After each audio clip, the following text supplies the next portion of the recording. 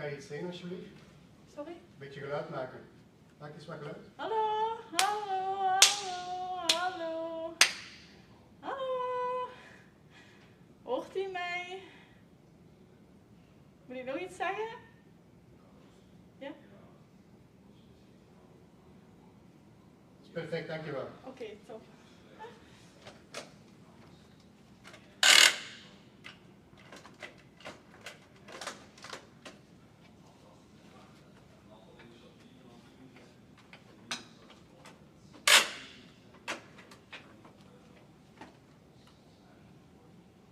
Moeten die hier allemaal staan? Wel, voor de panelleden wacht, hè. 4 is genoeg. Ja? Oké. Ja, 4 is genoeg. Dankjewel.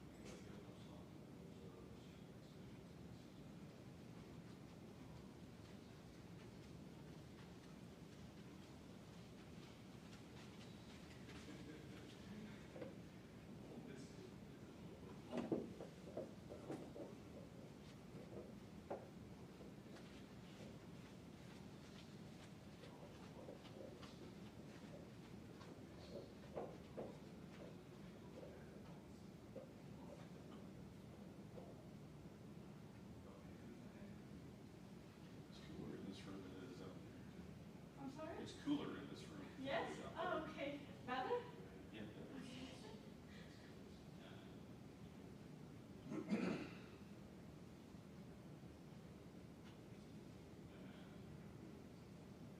Wat kan ik nog voor u doen? Zien dat je een beetje ontbeten hebt en dan de mensen vragen komen en lachen. Oké.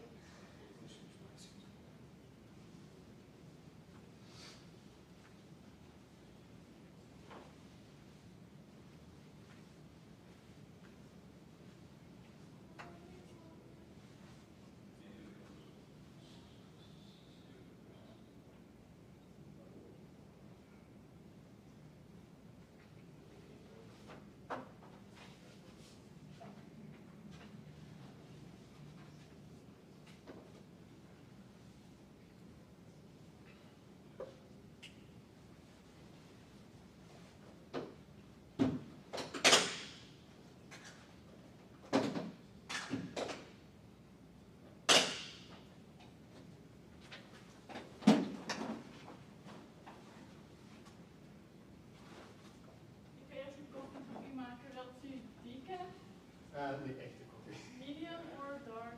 Light is niet goed. Melk? Suiker? Heel klein beetje maar. Oké.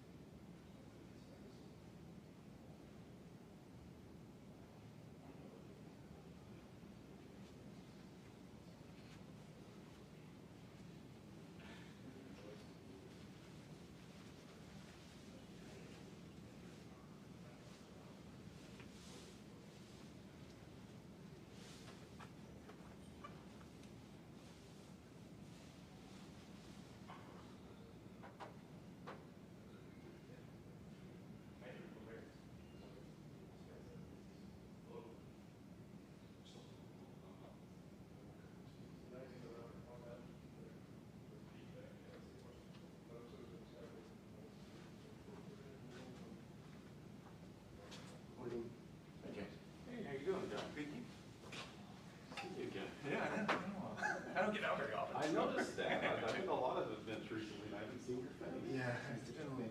Ken can go. Ken will cover it. Ken generally does have everything. Yeah, right. He's the loudest voice in the room. Yeah, yeah. He enjoys the role. He does, he does. Okay. That helps me a little bit. How are things going? Things are great. So this is, I was just thinking about this, you can't see, you must park in that direction. Yeah. Okay. My condo is right there, it took me 5 minutes to get. Oh, you're kidding, that's awesome. So it was ideal that he invited me to this thing. That does work pretty well. Actually, I was up in Petrie Quarter, so it's not horrible. That wasn't too bad. Come up here a couple times, like, is it his office or in the conference room? Have you been there before? No, I haven't. So like, what does it look like? Well, the security guard is pretty helpful. Is there? You hear what the conference is? Yeah. Oh, really? That's good. They didn't. Yeah, they're like, I'm here for this. And McDermott, Will, and Emery. Like, okay, 26 more. I'm like, okay. I'm like walking out. I'm like, I don't see their office. Well, when I got off the elevator, I saw the lady bringing the coffee, so I just followed. Oh, no, it's good news. Good news, yeah. See it. I go back and I'm like, no, it's on this way to see what the conference room. Like, oh, okay. So things are going well with you. Yeah. Always crazy, right? Never ended. We not like this. Yeah, exactly. Exactly.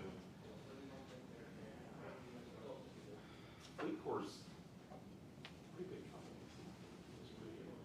Pretty good size. Obviously, yeah, multinational. They've got just over 10,000 employees now. Yeah, yeah. So, but you look pretty good. Yeah, so that's pretty good. 600 employees because all of ours are franchise. That's right. You forget that. Yeah. I don't know. That might be worse. Having to deal with all the franchises. Yeah. Because So every store is an island, so that's the only good part about the whole. Yeah. We're still responsible for it. that does suck. So You spend most of your time dealing with compliance. yeah, over 10,000 stores. That's unbelievable. Before I started, compliance fell on infrastructure, Okay. and so they're holding on to it with 2 hands, which Really? surprises. That is surprising. If it was our, don't ever call me again because I'm done. But I'm slowly, I'm gonna take one of their guys to the green guy that's compliance. So it's interesting. It's an interesting company. Legal loves me. That's good. That doesn't surprise me because you speak the language, right? Yeah. The CEO has never said a bad thing about me as far as I know. That's good. My boss is always saying that everybody speaks right. We just hired a CTO. Okay. So my boss, the CIO, goes to this guy, who's an ex-CISO. Oh, okay. So that's good. So, and my boss has more security services. And so there's a number of layers of security. So everybody's That's focused on awesome. security. Cool. So you got the cultural thing probably So locked down. that's not the biggest problem we have, and that's really good because I've never had that.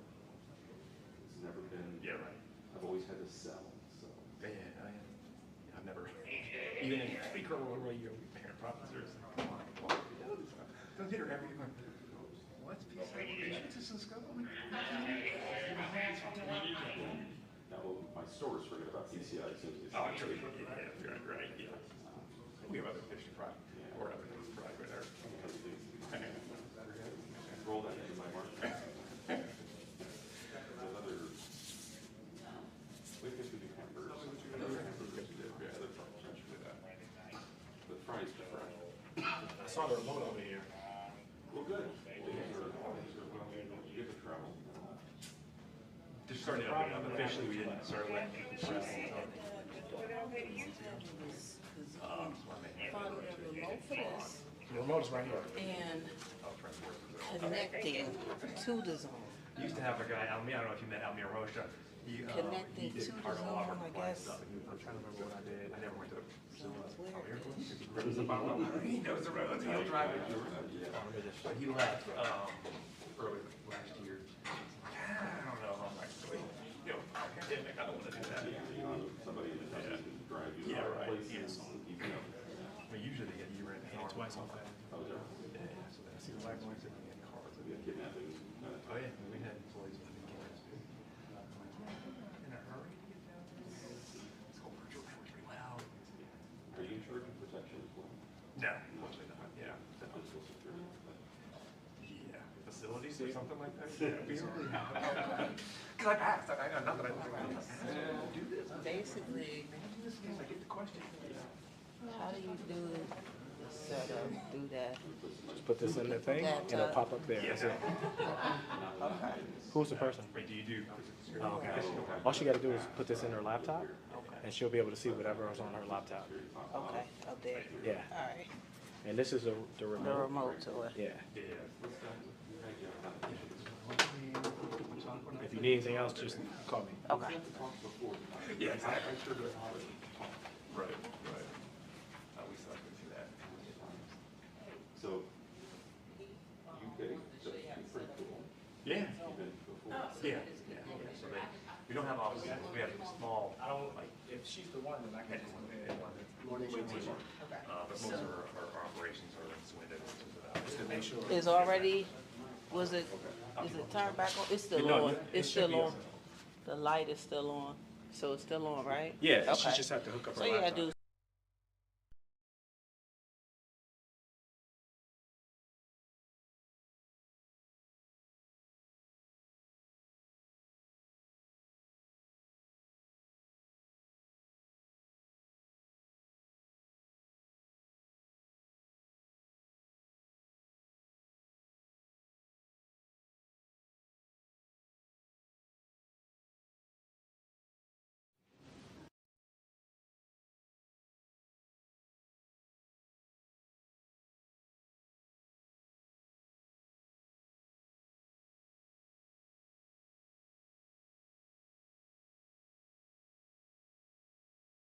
And I'm pretty sure he's bringing a laptop. But that's what gotta be sure. He's bringing a laptop. Yes, I do. I live here. A laptop. I can sit down here a little bit more. Okay. So I'll sit up.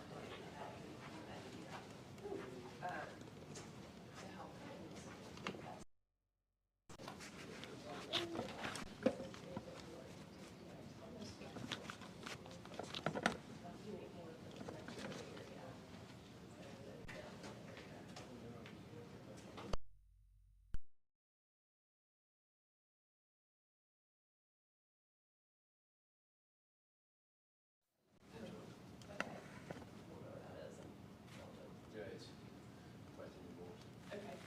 This is your first time. So, What time to the land?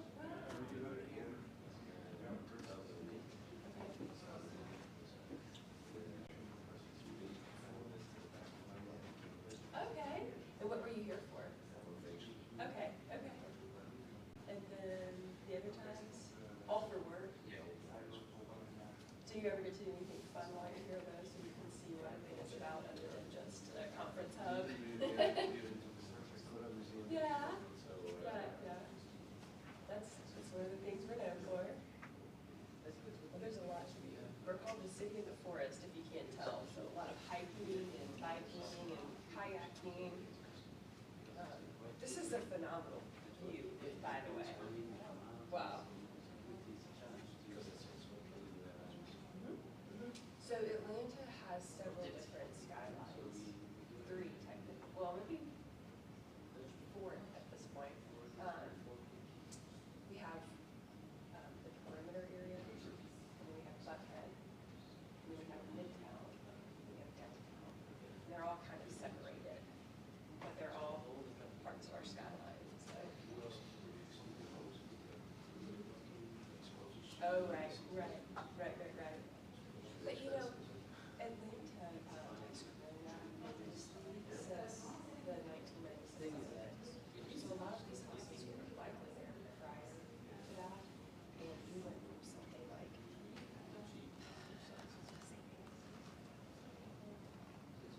in the metro area, and I mean there were still some, probably larger in the surrounding areas. Yeah. In the 29 county region, so it's a larger area than just the city of Atlanta. But, yeah, it's a great city. There's so much to do, so much to do. We're not as well known as New York or San Francisco, but we have the same amenities.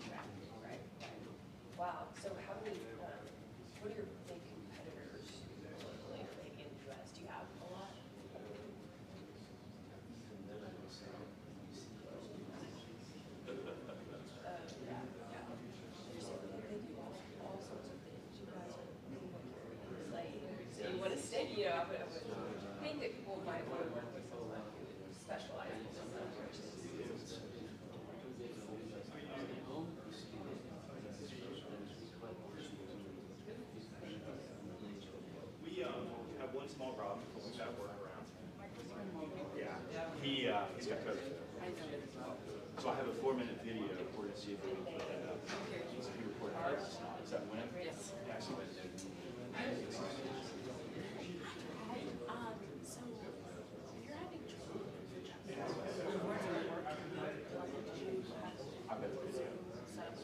So Michael texted me early this morning. He wasn't sure. He started to feel down. Got it. So he recorded a 4-minute video.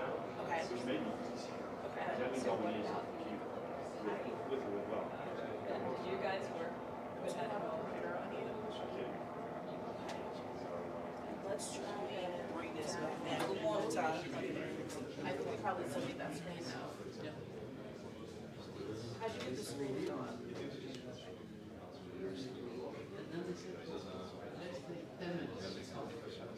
Okay, no, go ahead. They still need, right.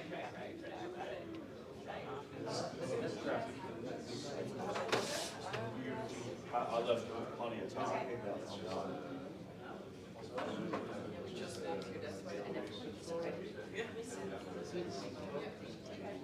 And you were kind of today, right? On the slide, is that what you're? Well, we would love to help you. I know that you work with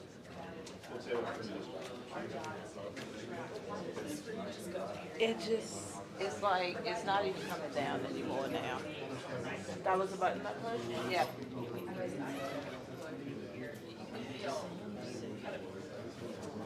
full picture of what labor is like, what real estate's like.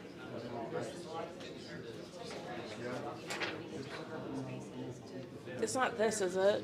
What is this? No.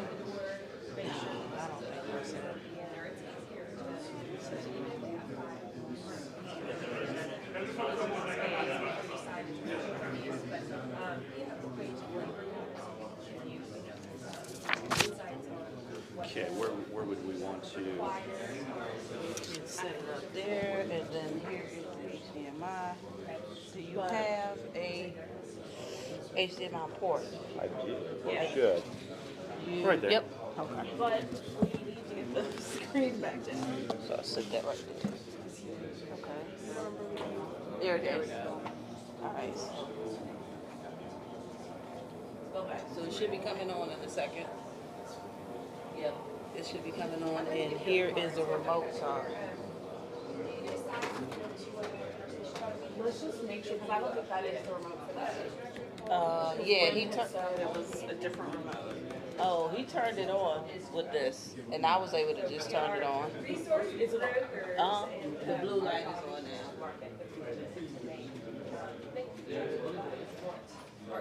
So you just need to plug his plug in. Is it plugged in? Do you want to No. try plugging in just to I need to get logged in and everything first.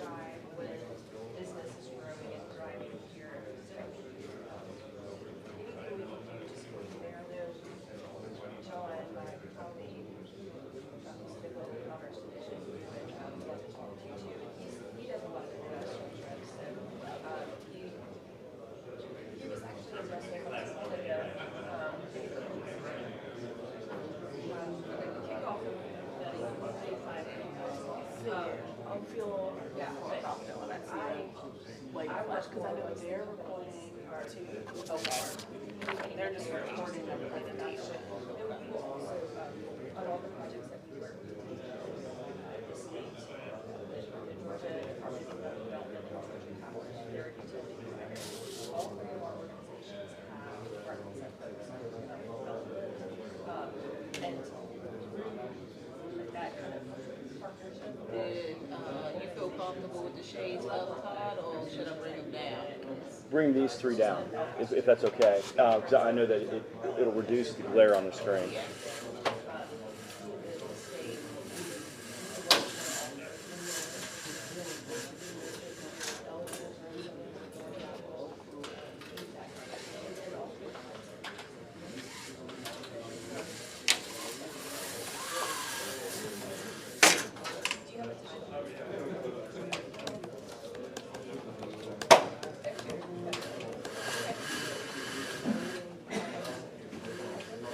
Yes, absolutely. And remind me, but maybe Can we just, will you maybe pull up like a blank screen and we can just plug in to make sure? Yeah, 1 second. okay. Very nice.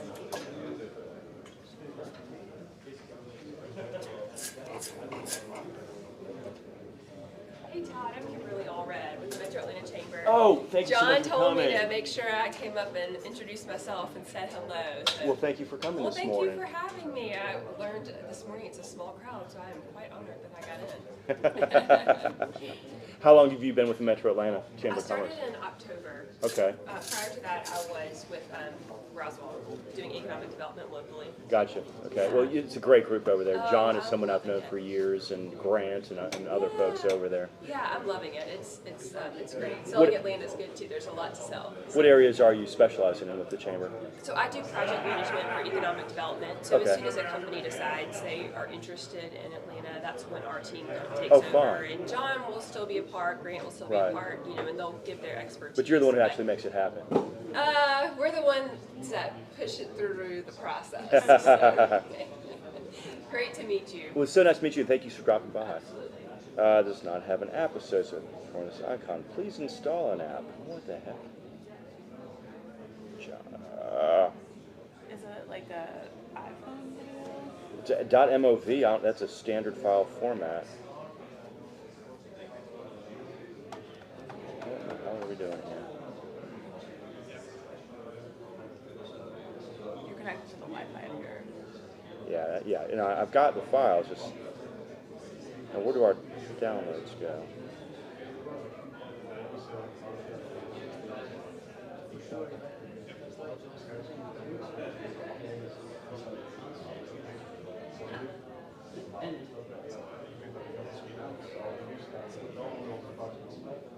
Oh, got it, okay.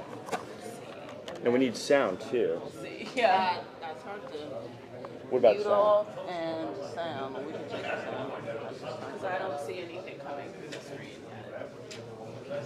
Are you sure you're plugged in? Okay, where's the, yeah. Yep, he's plugged in.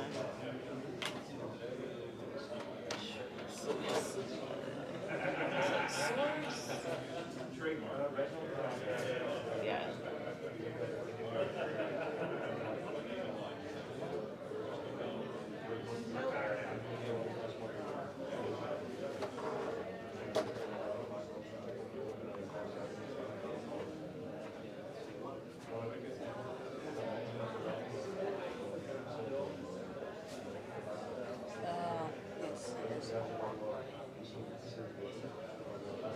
I don't even, yeah, it's not showing up on the screen. Are we sure that is plugged into, That's plugged into the wall.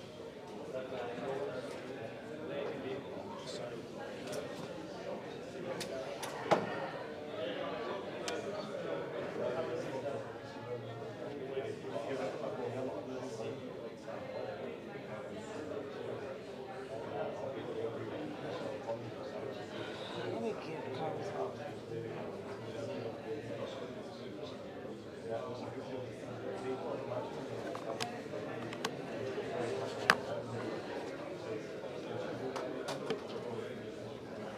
I heard something.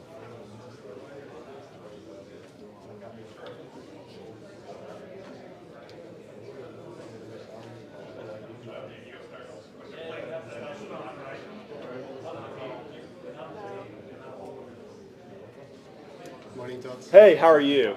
Doing great. I brought you the timeline for today. Excellent. I'm playing around with Michael. Michael is from Microsoft. He has COVID, so I suggested this may not be the best time for him to show up.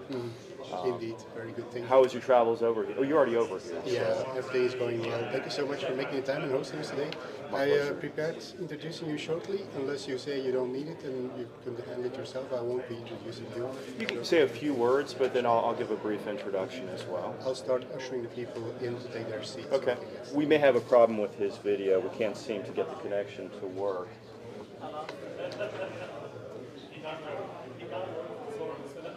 Hey, yeah. Actually, I just sent him an email, so I just want to check.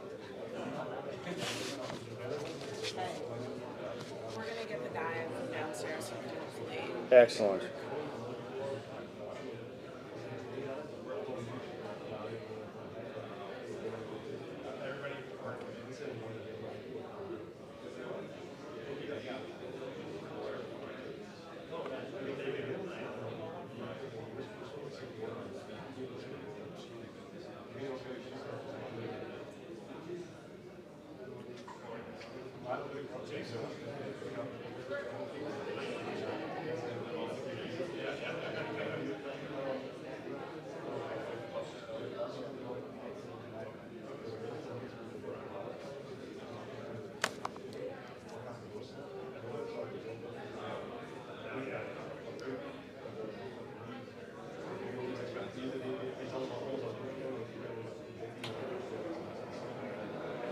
Hey, how you doing? Didn't see you sneak in.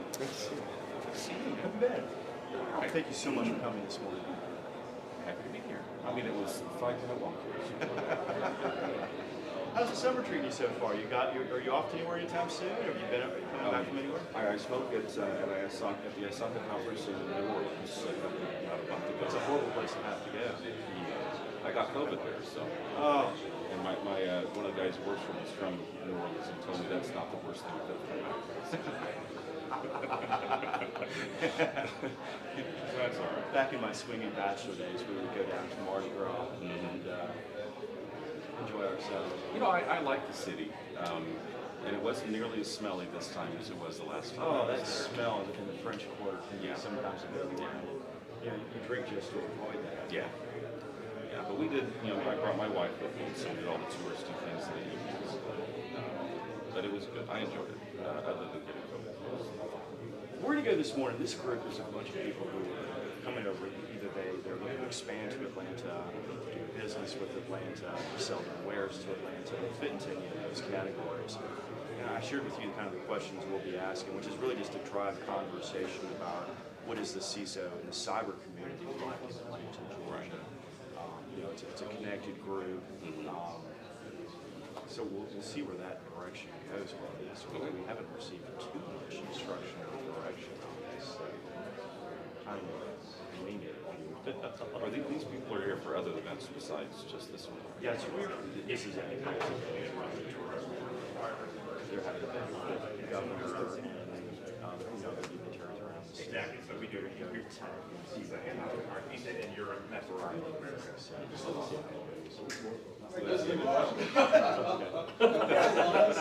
Change the whole lot. Winky is supposed to show up. Yes.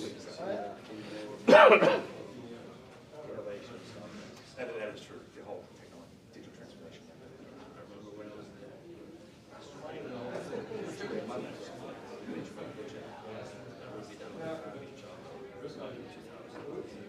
Yeah, that's cutting edge right there. Yeah. Right now. Yes. Right. Good point, yeah.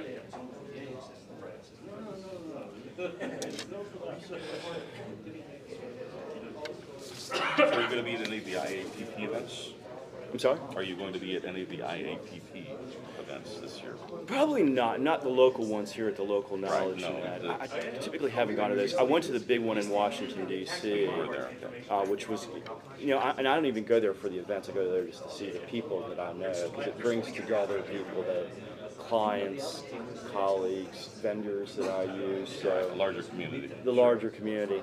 I'll probably go to DEF CON. It's been 2 years since I've been to DEF CON. And once again, I go there for the same reason, not so much for the events themselves, but for the people that it brings in. Yeah, my boss, actually my boss's boss, reached out to me on Friday and asked me if I was going to RSA. Yeah. That's the thing is RSA this weekend. It's a lot of people are out of town over in San Francisco. Yeah, but I said no. That's too short a notice. Why are you telling me on Friday you won't be to RSA? This is not done. So I looked at it and I said, not the first year after COVID. I don't think so.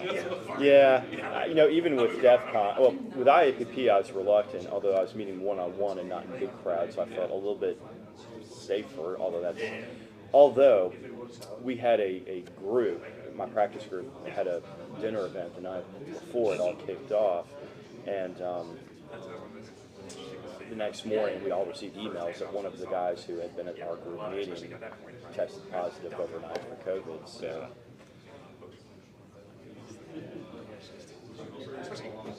Well, I need to get a bunch of privacy credits this year, so probably try to go with the next IAPP that happens.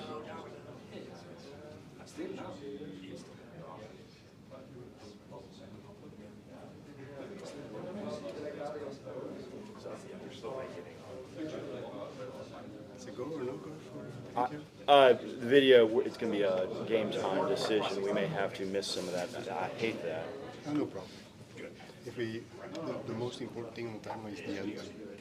Around 10, then we're good. Because everything is changing events. We will absolutely make that time frame. My end remarks will be brief. We can have more on the panel. And on the panel, I have questions that I shared with you. Did you have questions as well that you wanted to share with the panel? I do have some questions that were fed back this morning. Okay. I'll have to translate them in English and I'll send them to you. Do you have your smartphone, your email? I do. What we could do is you and I both ask questions, if that would sound. Yeah, that's maybe even better. I think that'd be better. We're both kind of asking from the, different perspectives. Winky, thank you for showing up. Okay, sure. Thank you.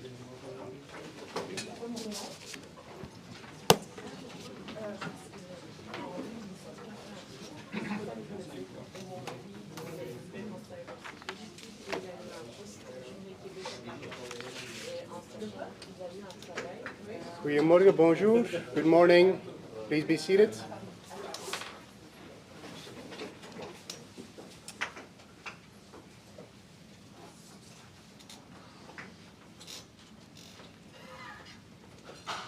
So a warm welcome here today in Atlanta on this first program item of a very busy week. We're very happy to be here at the McDermott and Will and Emory offices, hosted by Dr. Todd McClelland. I have a couple of service announcements to be made for the Belgian delegation. So first and foremost, if you have a following program item at 10, please take care of your own agenda and keep that in mind. If you have to leave at the end at 10, make sure it's your own responsibility. So that being said, let's get back to the topic. We're here to discuss cybersecurity and privacy, and we have a distinguished lineup of speakers here today. But first and foremost, I would like to introduce Mr. McClelland. Todd, he advises companies on complex and international issues associated with cybersecurity breaches and compliance, data privacy compliance, data technology, cloud, and outsourcing transactions. He counsels clients in many industries, including payment processors. And I don't know if you got the gist yet, but this is the place for all the payment processors in the US. And cybersecurity project providers, retailers, you name it. So the entire thing, financial institutions, and so forth. But, and this is interesting, on his profile it says, prior to his legal career, Todd was an engineer. Todd, how can that be in the past tense, Todd? Once an engineer, always an engineer. Yeah. The question is, how can you be both? Yeah, that's also something that puzzles me. So that being said, I think you understand that Todd is a very reputed lawyer on the border between technology and legal affairs. He's very well known in the US. And don't believe my words, but believe the Best Lawyers in America publication from 2022, where he was named. He's in the Legal 500 as well. And besides that, he studied at Georgia Tech. That doesn't surprise me. Professor Lee is in the room waiting to speak. And he has his Juris Doctor from Florida State University and his engineering degree from Georgia Institute of Technology. So that being said, please give a warm applause for our host of today, Mr. Todd. I'm truly not deserving of that kind of introduction. Wim, thank you for that. And thank you, each of you, for coming to this event today. Cyber has become such a big and integral part of business in the United States. And Atlanta and Georgia have seen cyber as a future direction for Georgia business. This state has committed over $100 million in a beautiful facility in Augusta towards developing the cyber ecosystem in Atlanta.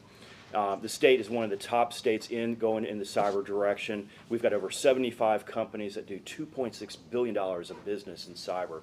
This is clearly the direction the state is, and it's a reason I'm so glad to be in this state. As Wim shared, I went to Georgia Tech. I used to program industrial control systems and robotics in factories.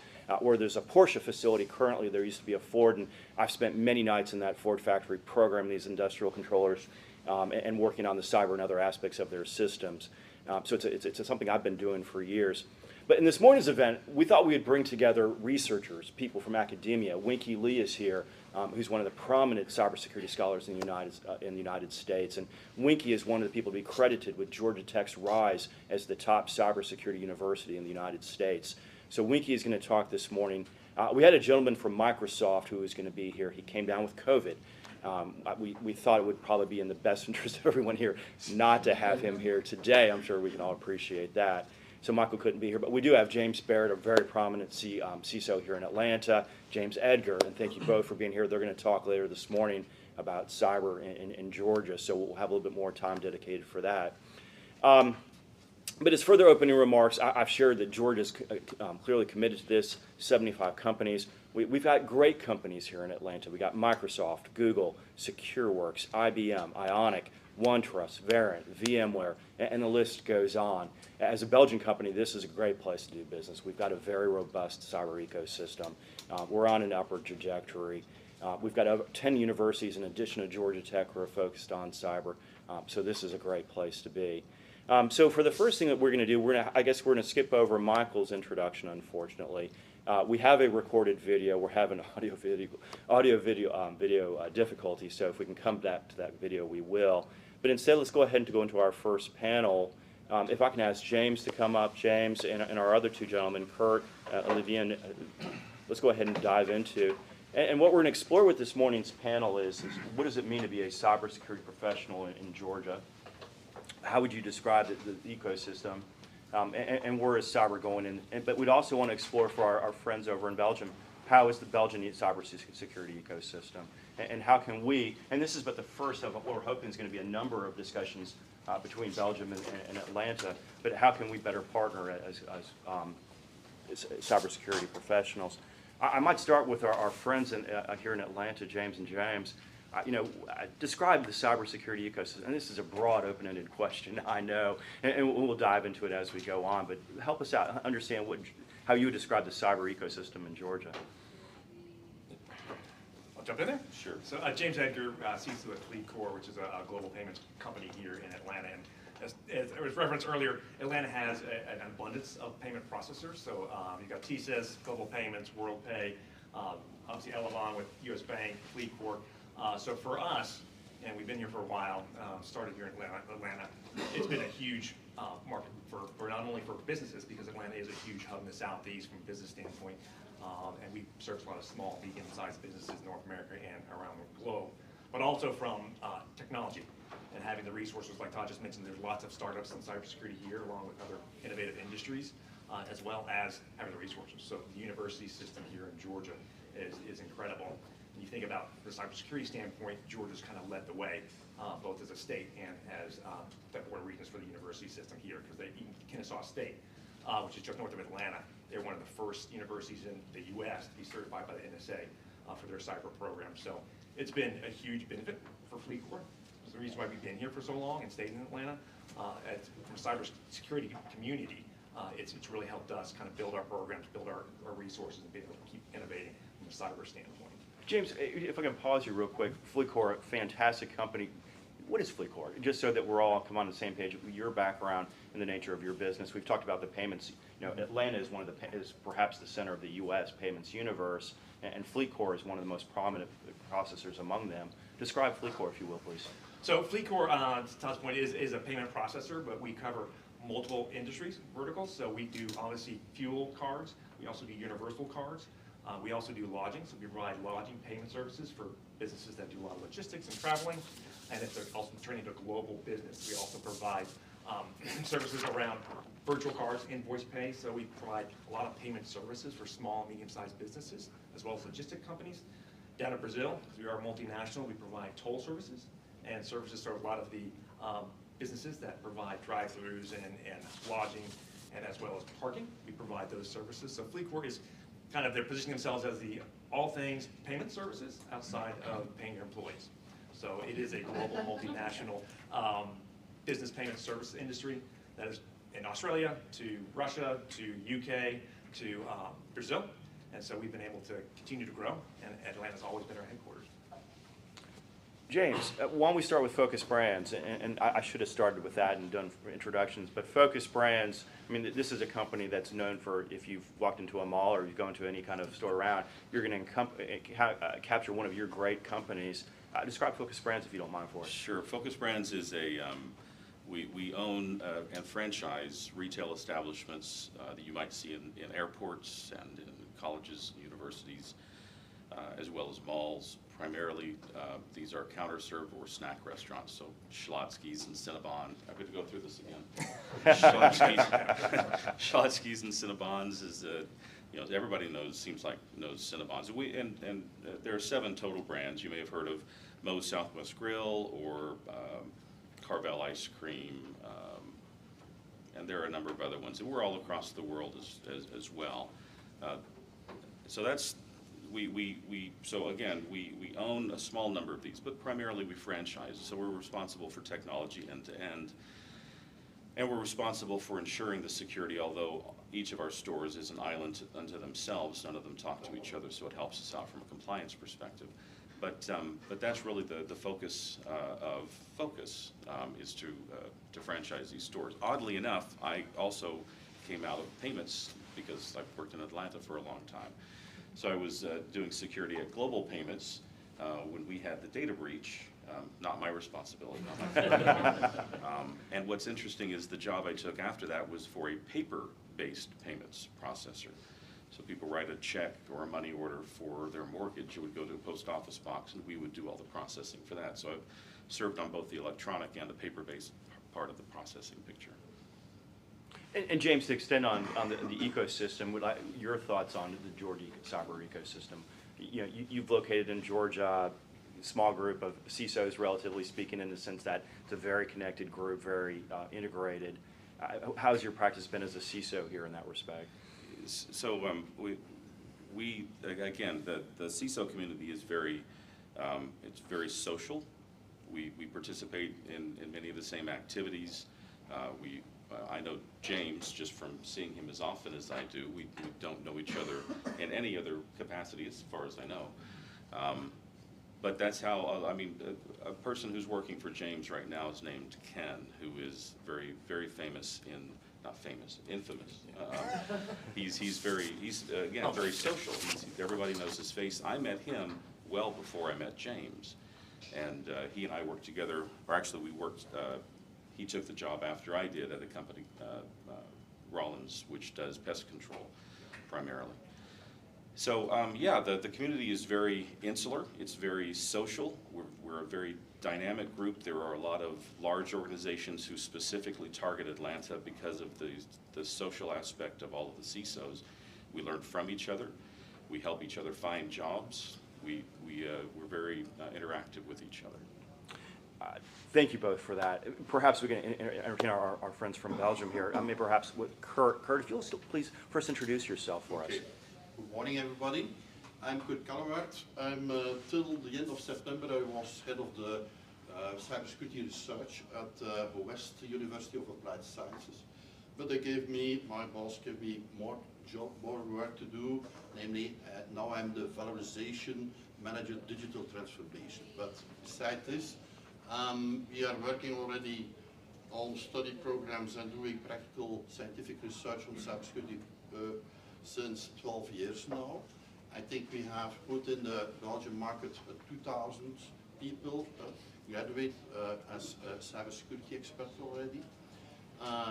We are working very good together with other universities in Belgium, and I'm also a member of the Belgian Cybersecurity Coalition. And what is the Belgian Cybersecurity Coalition? In fact, it's also an ecosystem of people, academic people, people from business, people from government, because we needed to organize something, because there was nothing in Belgium. Not all, also the government, they didn't have any budget 7, 8 years ago, but this is changing, and those cybersecurity coalition, we don't have yet international contacts, and maybe, I'm thinking about a little bit farther, and maybe we can with the whole ecosystem, cybersecurity ecosystem in Georgia, meet each other, and maybe there can still grow some love between those two ecosystems. Why not? So we have also one, I want to define this, we have one in the research we are doing our best, not only in the IT cybersecurity environment, but also the operational technology, OT, ICS environment, because that's also very important that students know these industrial networks also, because of essential service providers, the whole thing.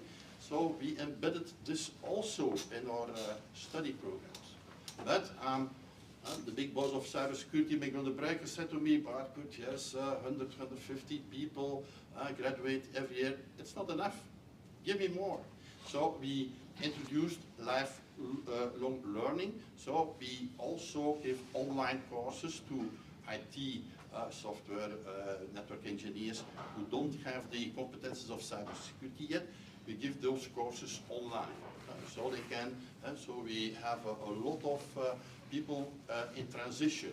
For example, we have a big partner, KBC Bank in Belgium, and there the transition of business people to cybersecurity people, we are doing this, help to do this transition. So that's also important. Yeah, still we need more people. So last year we decided also to go international, and now we have also international students. For the first time, we have 40 approximately, but they come from the whole world.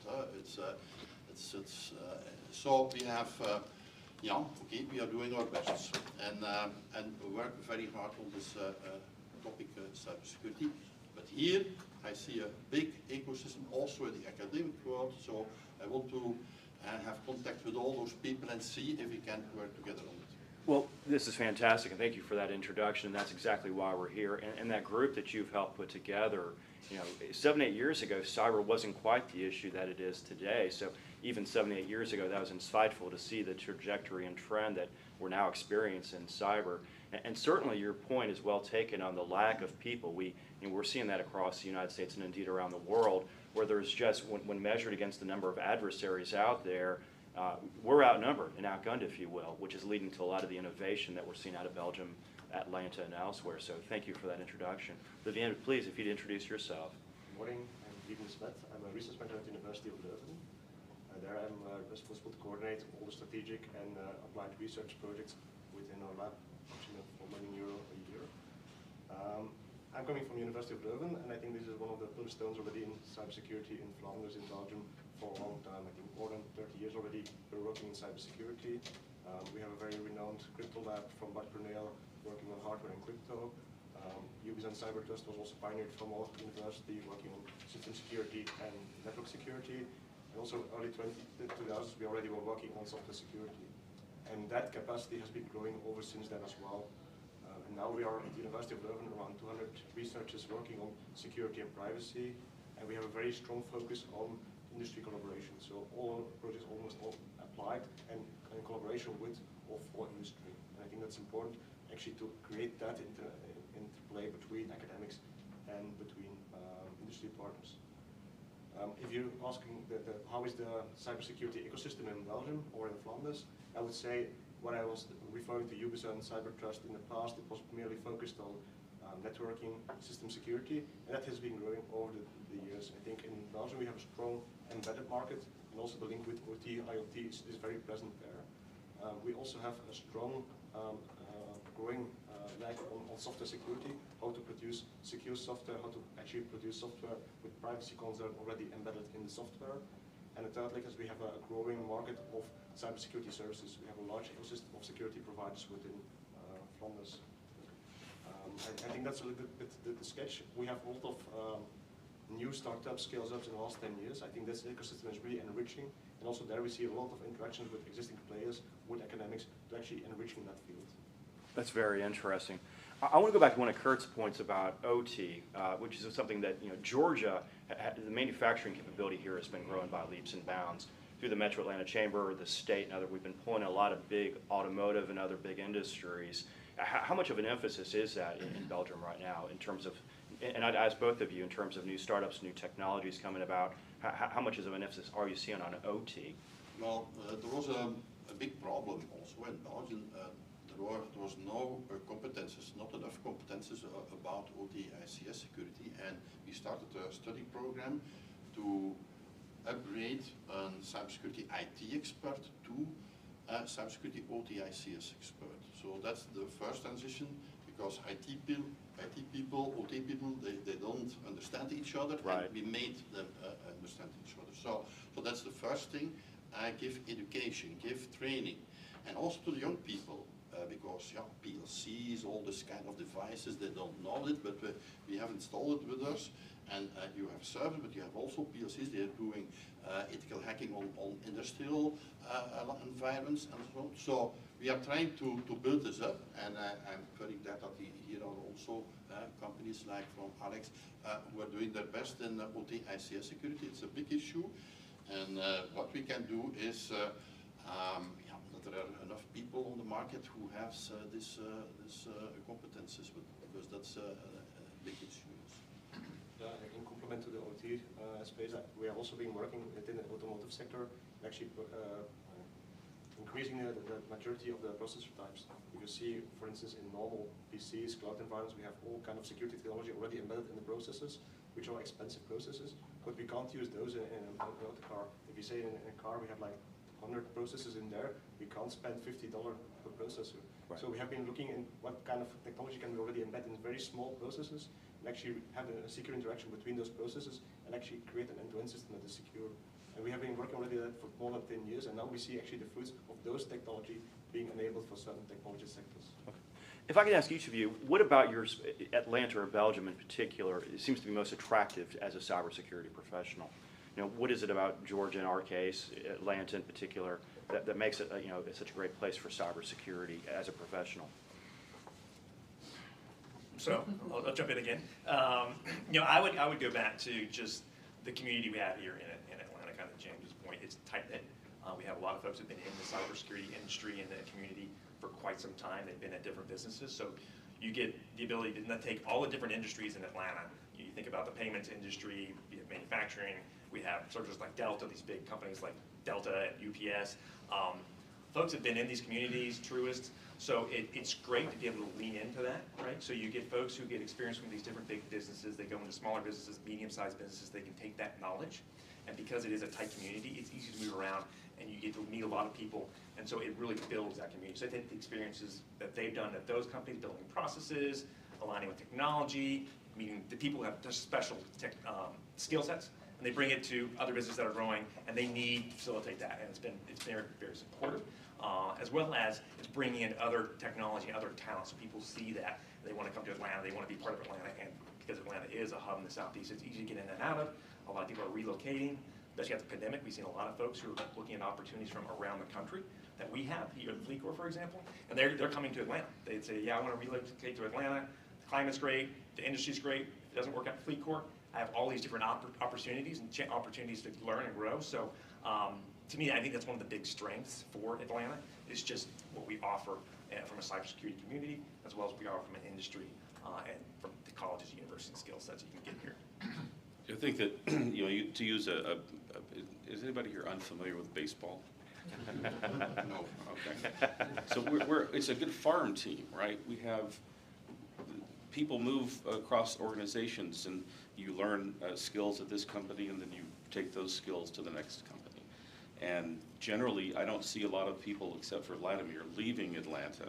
Most of the time you see people coming to Atlanta. And I think the other thing that James touched upon was the great university system that we have here provides a lot of already skilled labor coming into the environment, where 10 years ago it wasn't that case. 10 years ago we didn't have, developers who came out of college didn't have the skills to do privacy or security. They didn't look at that stuff. But today that's a different picture. And so you have people coming out of the college environment, whether they're getting into security or they're getting into technology in some other area, they already have more of those skills, more of those security knowledge, the privacy knowledge in place. And so that here, because we have these key institutions, Georgia Tech, University of Georgia, Kennesaw State University, and I'm missing other ones that are all NSA Center of Excellence certified, that puts the rubber stamp on the fact that these people, when you look at a resume coming in for somebody who just graduated from college, you have an understanding that they will have not just a minimal set of experiences, but you'll be able to identify specifically what those skills are that they're bringing to your company. And I can't say that about, I mean, sure, UCLA maybe, but most other companies probably not, or cities probably not. Kurt? Well, for me it's very interesting to know. I know the Belgian way and the European way of thinking about cybersecurity, okay, and also for privacy, because that differs also. But I want to know also, how are you thinking, how are you doing this cybersecurity? I think you do it in another way, but that's very interesting. And to have this two different manners of thinking about solutions, cybersecurity. So, for example, we are now looking for the combination AI and cybersecurity. I want to know from you, what's your opinion about this, using AI to defend, in defending our industrial systems and IT systems? What is your idea about this? How far do we have to go there? So another example, very dangerous example is, I want to put cyber warfare on the program. Ooh, my director said, oh, wait a little bit, we have no war going on in Europe, so, but I want to discuss such kind of things. It's very interesting for me to take strategic decisions in our study program and all the research program we want to do. It's very interesting to learn you and see how you react on this kind of questions. So for me, it's very important to work together with Georgia, the whole ecosystem cybersecurity. Thank you. If I heard how the system here is in Atlanta and what's the reason for coming here, I think it reminds me a little bit. I think we have a very similar system in Belgium or in Flanders. I recognize a lot of the topics there. You say the community. I think the pioneering already in the 90s and 2000s, already in cybersecurity, created a similar ecosystem, maybe at a smaller scale in Flanders, but also the cyber cluster. A lot of those people are now popping up again in the startups, or actually creating that ecosystem, creating that vibe between the different companies, and people have some mobility there. Also, the interaction between the academics and industry, we try to actually create such an ecosystem as well, where we actually can create a lot of interactions, a lot of applied research being held there, and working on certain topics where we actually all the excellence worldwide. And we try to be a very broad portfolio to enable the digitalization of the whole community, of society, of different companies. But we have expertise, and I think there might also be an interesting interaction with Georgia Tech, for instance, and other players in the US, where we can say, how can we combine those expertise and actually bring together even a stronger security on focus. It's not only on the part of papers and so on, because I think we're all there at the same spaces, but mostly on the impact. How can we even create more impact with all that cybersecurity excellence? Well, that's interesting. Georgia Winky Lee, he'll talk shortly, but one of the things Georgia Tech's done over the years is kind of like what you're describing is going on in Belgium in terms of the startup community. Georgia Tech's a very robust startup program, CreateX, among other things, and they're trying to foster the growth, just like you're describing in your experience with Belgium. So the similarities, you're spot on. I think that there are a lot of similarities in that respect. Wim, I'm going to turn it over to you for a minute. If you had some questions you would care to. Thank you so much, Todd. I liked the dangerous part of the battle so far, so maybe a dangerous question as well. Let's be a little bit more negative. It's not in my job to be negative, but which type of attacks have you seen happen to which type of companies in your region, and which ones at the most impact, the major impact?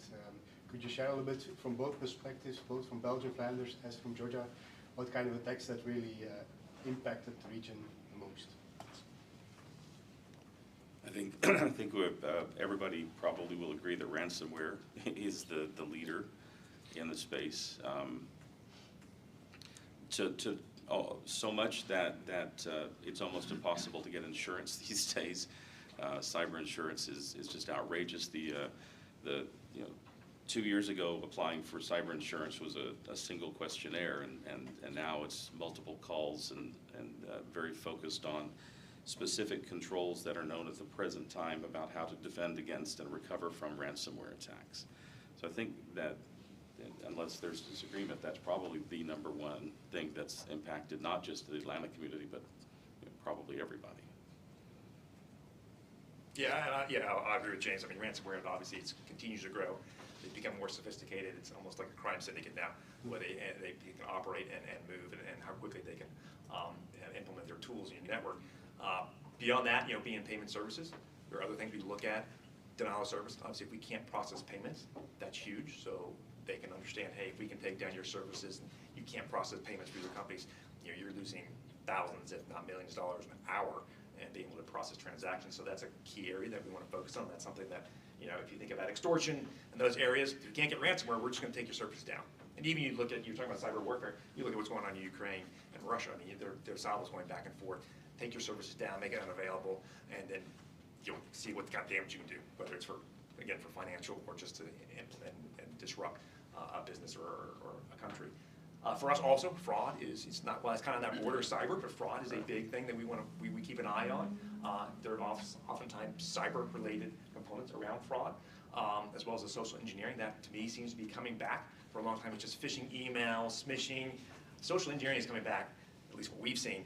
I mean, they're making the calls, they're reaching out, they're going through LinkedIn, and that is especially making sure that your executives understand, hey, that person you may have talked to 10 years ago, probably not the same person you're talking to right now. So don't give up the bank account information, don't bring them in to the company, that kind of thing. So that's another area that we look at specifically in the payment services industry.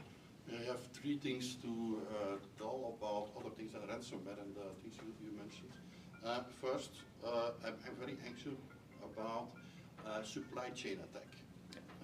For example, Log4j, there was an organization, my own organization, and I asked to the CISO of our organization, do you have problems with Log4j? Well, no, don't use this. So, okay, we checked it, and there were 57 cases of using Log4j. So it was a big problem, and our CISO was not, he thought we didn't use Log4j. So supply chain attack is one. Secondly, the whole business around zero-day vulnerabilities. It's a big business on the dark web. So my question is, policemen, people from the government, solve this, because if you have business, if people are earning money about looking for the zero-day attacks and they sell it, those information to groups, hacking groups, we have a lot of problems with this. And the third one is the state-sponsored attacks, because what can we do against a little country like Belgium? What can we do against Iran, Chinese attacks? That's very difficult for us to defend us, I think. So those are three attacks that I'm a little bit scared of, and you have to find solutions. I fully agree with the ransomware, the spear phishing, or the most present. But I also think we're now discussing it on a more negative side. What did we observe?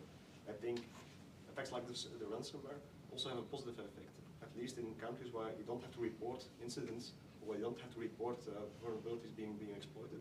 The fact that now all of a sudden you see news articles where a complete production plant is down, or where a certain company actually lost a few days of productivity, that actually makes security more discussable. Now we can more easily discuss with the board members, with the directors of a company, to say, well, security needs to have more priority.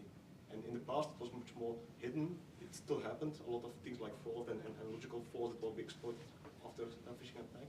But now you actually have, in the reputation, in the news, you see it from other competitors happening. You want to be more prepared than in the past. You were much more reactive.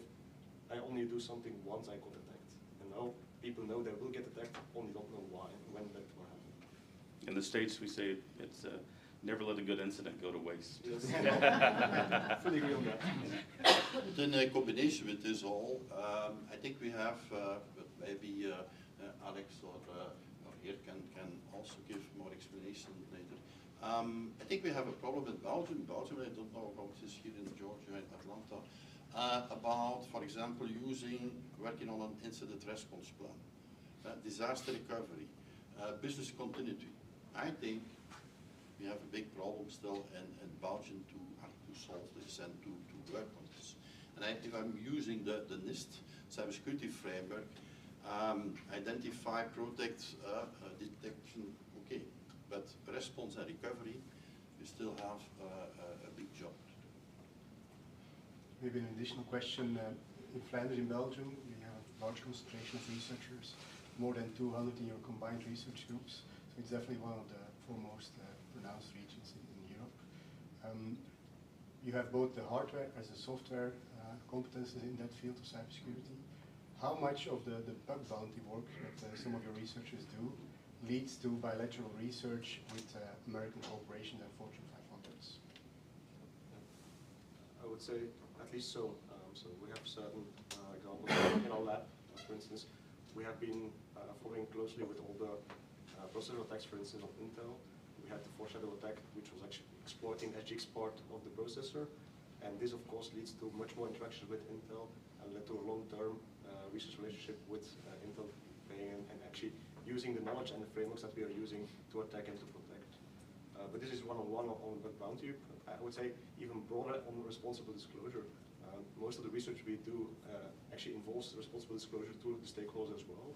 For instance, in the Wi-Fi community, our researchers have been the crack attacks, the frag attacks, actually attacking the protocols and all devices using that protocol like WPA, W2, WPA3, and that actually has an enormous impact. And the result of that is that now we can easily discuss with all members of the Wi-Fi Alliance and openly discuss the security issues and doing actually formal analysis, all new upcoming changes in the protocol of WPA3. I think indeed interacting and being open over the things that you found and proactive reaching out to them helps to actually establish long-term relationships with those companies, with those corporates. That's a great example. Let's not forget that Intel works with Belgium on cybersecurity. Maybe another question. How much of the SMEs here locally in Georgia do you see that are really aware of cybersecurity, that maybe also have an in-house CISO, or is that still a type of company, a size of company that still has a long way to go? Small and medium enterprises. An interesting point to that question. Back in the fall during Cybersecurity Week in October, FleetCor commissioned a cybersecurity survey of a lot of our customers. So we had responses back from over 1,200 of our small to medium-sized businesses, and it was interesting in the response back. Almost 80% of them said, "Hey, ransomware, cyber attacks are a big concern of mine." But the reality is, especially in small to medium-sized businesses, they don't have the resources to handle it. When at the end of the day you say, who handles cybersecurity in your business? It's usually the CEO or someone who reports to the CEO who's not a cyber expert. And it showed a big gap. They say, yeah, I know it's a big concern, but I can't, it's not something I can focus on right now. I don't have the expertise in-house. So it highlighted a point that, if we can help our customers to find a way to partner with them or say, hey, go partner with this company or this business. Hey, here's where the expertise you can find. You want to learn about how to improve your payment processing, your website, for example, we want to secure it. Hey, go talk to these folks. And building that relationship and those partnerships is key. And because we are a multinational company, it's not just our North American folks. We see that in the UK, in the Czech, in Brazil, in Australia, New Zealand. It's how do you bridge that gap? Because for James and I, in a decent-sized business, yeah, we have a lot of resources, not enough, but a lot of resources, we can focus on this stuff. But a lot of these small to medium-sized, the bulk of your businesses, and they're not going to have the expertise, but they understand that's a gap. There is another problem also with small and medium enterprises I see, is that the people manager of the small and medium enterprise, he sees cybersecurity as a cost. It costs. Right? And I'm trying to convince them it's not a cost, it's something like quality. Because if you are a small and medium enterprise and you're a member of a supply chain, okay, it's very important that people can, your customers can rely on your business continuity. So it's an exercise we are doing, but it's still very tough to convince them. Because they have, another problem I see, they have also IT network engineers who are working for them, also small companies who are doing the IT stuff in those companies, and they say, oh, we listen to Kurt, and he says we have to do this, and they call to the IT responsible, internal or external, and he said, no, that's not a problem. So we need audits, other audits, not the IT company who does the services. We need other people who are doing some audits and see and say, hey, watch out. So we have still a lot of things to tackle, and for for small and medium enterprises. It's very important because 1 on 8 companies in Flanders is under attack last year. 1 on 8, so it's a big issue. Let me add to your great point there. I love how you said it was a quality issue. I'd also look at it from an investor perspective. If you're investing in a company, you want to know that the investment you're about to make is not going to suddenly collapse because of a cyber attack or some kind of a cyber incident. And we're seeing the U.S. Securities and Exchange Commission really focus on, for publicly held companies, disclosing what that cyber risk looks like for their organization. You know, do they have any material risk, and what are those risks to that company? You know, have they had a security incident? There's actually a rulemaking process underway right now to enhance the notification obligations for a company that's experiencing some form of a cyber incident. So the cyber risk concept, you mentioned the NIST Cloud Security Framework, that's a great tool, and doing audits and the like so a company understands its security posture. That's a huge focus at the federal level in the United States. So I was going to mention 2 things. One is when I was CISO at American Cancer Society, small nonprofit in the U.S., when we went through our third-party vendor management due diligence exercises, if we determined that one of our critical vendors didn't have a CISO, didn't have a security program, or was weak, or was had a low maturity to it, we would step in and help. That was part of our mission inside the American Cancer Society. For instance, when we were depending on a firm to do software development, if they were unable to do the dynamic assessments and the static analysis and those types of things, then we would use our software and do it for them and give them the reports in the end and then guide them through the remediation process. The second thing I was going to mention, I believe that the question had to do with small companies and having a CISO or somebody at the head of security. One of the things that has evolved over the last several years, several of my friends in the CISO community who aren't full-time CISOs are virtual CISOs. They share their services across multiple organizations, providing their CISO expertise to small companies to give them that insight and help these smaller companies who wouldn't normally otherwise be able to afford to have somebody at a senior level running security to be able to provide that insight and to push those projects along. So that's another thing that's happening. Again, here in the Atlanta area, there are several that I know that are participating in that. And I would kind of piggyback on Kurt's point. You know, back in the day when I was at ChoicePoint, came in right after they had a breach, and ChoicePoint provides a lot of data services for insurance industry and other areas, workforce. So they had a lot of sensitive information on people, and they had a breach. I use air quotes. It was a business process that someone took advantage of. But when they went through that whole breach, the FTC came in, government came in, did I think 2 years of audit and analysis on ChoicePoint in the process and what happened, what broke down. I hired a chief privacy officer at the time. That was pretty new to the industry. It wasn't really a popular thing back then. But what came out of it was they kind of restructured their whole information security program and their compliance program. So once they went through that experience, and to James's point, don't let any good incidents go to waste, they were able to turn that into a selling point. So they were able to say, hey, you know what, we're a differentiator between our business and our competitors because we have a sound program. We're being audited by the FTC every 2 years for 22 years. You can rest assured that if you come with us, your data is going to be much more secure than you would be most likely with one of our leading competitors. And that's one of the things we try to do at FleetCor as well, is you can turn into a competitive advantage. And fortunately, the business are seeing that because whether you're small, medium, or large business, they're becoming more savvy. They see the ransomware stuff. They see the headlines that are out there, and they're realizing, you know what, I could be next. And again, to the point about third parties, I got to make sure the people and the companies I'm partnering with are secure. So how am I going to do that? I'm going to ask the questions. Are you ISO 27001 certified? Are you SOC 2? Are you SOX if you're a public company? PCI for us for credit cards. So all these different requirements, they want to make sure that the business they're partnering with are secure. So it can become a differentiator when you're going out in a competitive landscape and trying to pick up a new client. Wim, did you have any more questions? I thought we might open it up to the audience to see if folks have questions they would like to ask. Maybe one more to get the audience attention boosted before they start asking questions. So, thought you host a network of CISOs here in the region. We have 2 CISOs in the panel here locally. But in Belgium, correct me if I'm wrong, we don't have CISOs as a function title that's proliferated as in the US. So how do you see that evolve in Belgium versus the US? Is it only CISOs here, or is it also Chief Information Security Officers, Chief Information Officers? So maybe a little comparison there. Do we need every company to have a CISO in Belgium and in Europe in general? Well, I don't think you can say all companies need a CISO. I think it depends on the size and what is your product and what you're actually delivering. I would say in Belgium, the larger companies has a CISO, just like here in the US. There's no difference. They play at the same level. They have the same incidents. They have the same risks that they all need. But what you see in the smaller businesses, you say CIO. The very small businesses even don't have a CIO.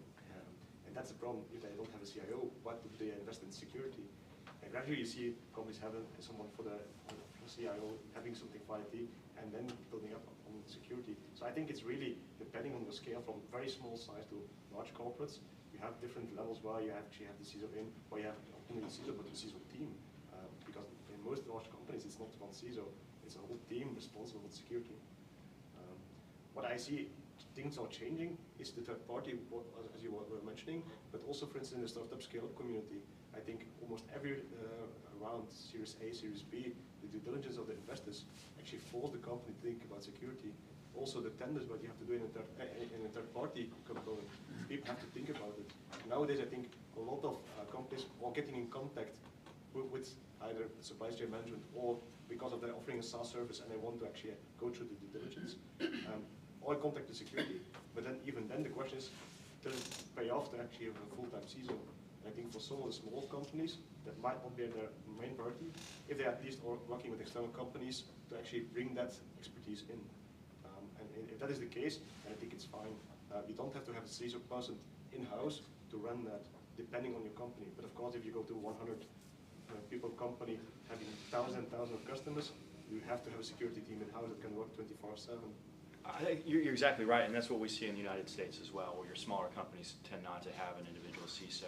And in fact, we're starting to see an evolving business model, CISO as a service. I mean, we've had as a service for forever now, it seems like, but CISO as a service seems to be evolving, where you have people who are professional CISOs who may service multiple companies as their CISO or provide some form of a security service. And on your point about the due diligence, we do a large amount of M&A at our firm, and my team, we have a global team of 40 professionals do privacy and cyber full time, and we're frequently pulled in, just as you're describing, to do that kind of due diligence. Either if we're representing the buyer, we're doing due diligence in the target company, and depending upon the nature of the industry, it could be very detailed due diligence because we do want to understand what that cyber risk is. Or if we're the seller, it's preparing the company to be ready for exactly that kind of due diligence. And it's a competitive advantage to already have done that due diligence. It's a huge competitive advantage, and it adds value to the company potentially.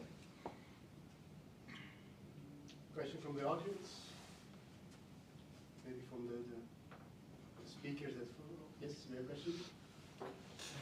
Hello, Mr. Jen, I'm a lawyer. I would like to ask a distinguished panel whether you have the time to have a look at the new European Cybersecurity Directive, which has been approved a few weeks ago, which is going to replace the current one, which in my opinion entails a lot of details, a lot of opportunity for business. You're talking about the NIS2, I think. NIS2, yes. I think that NIS2 is it's a European regulation.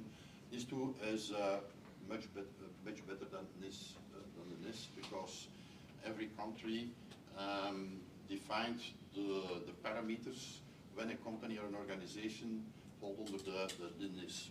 So, for example, in the health care, the clinics, the hospitals, they say, oh, you need 5,000 beds, hospital beds. Yeah, okay.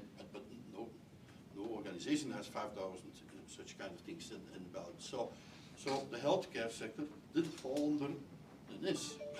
If you change, you can make your parameters even so high that maybe 50 organizations fall under the NIS. So that was wrong. And this will be changed in NIS 2. NIS 2, there are, I think, clear rules.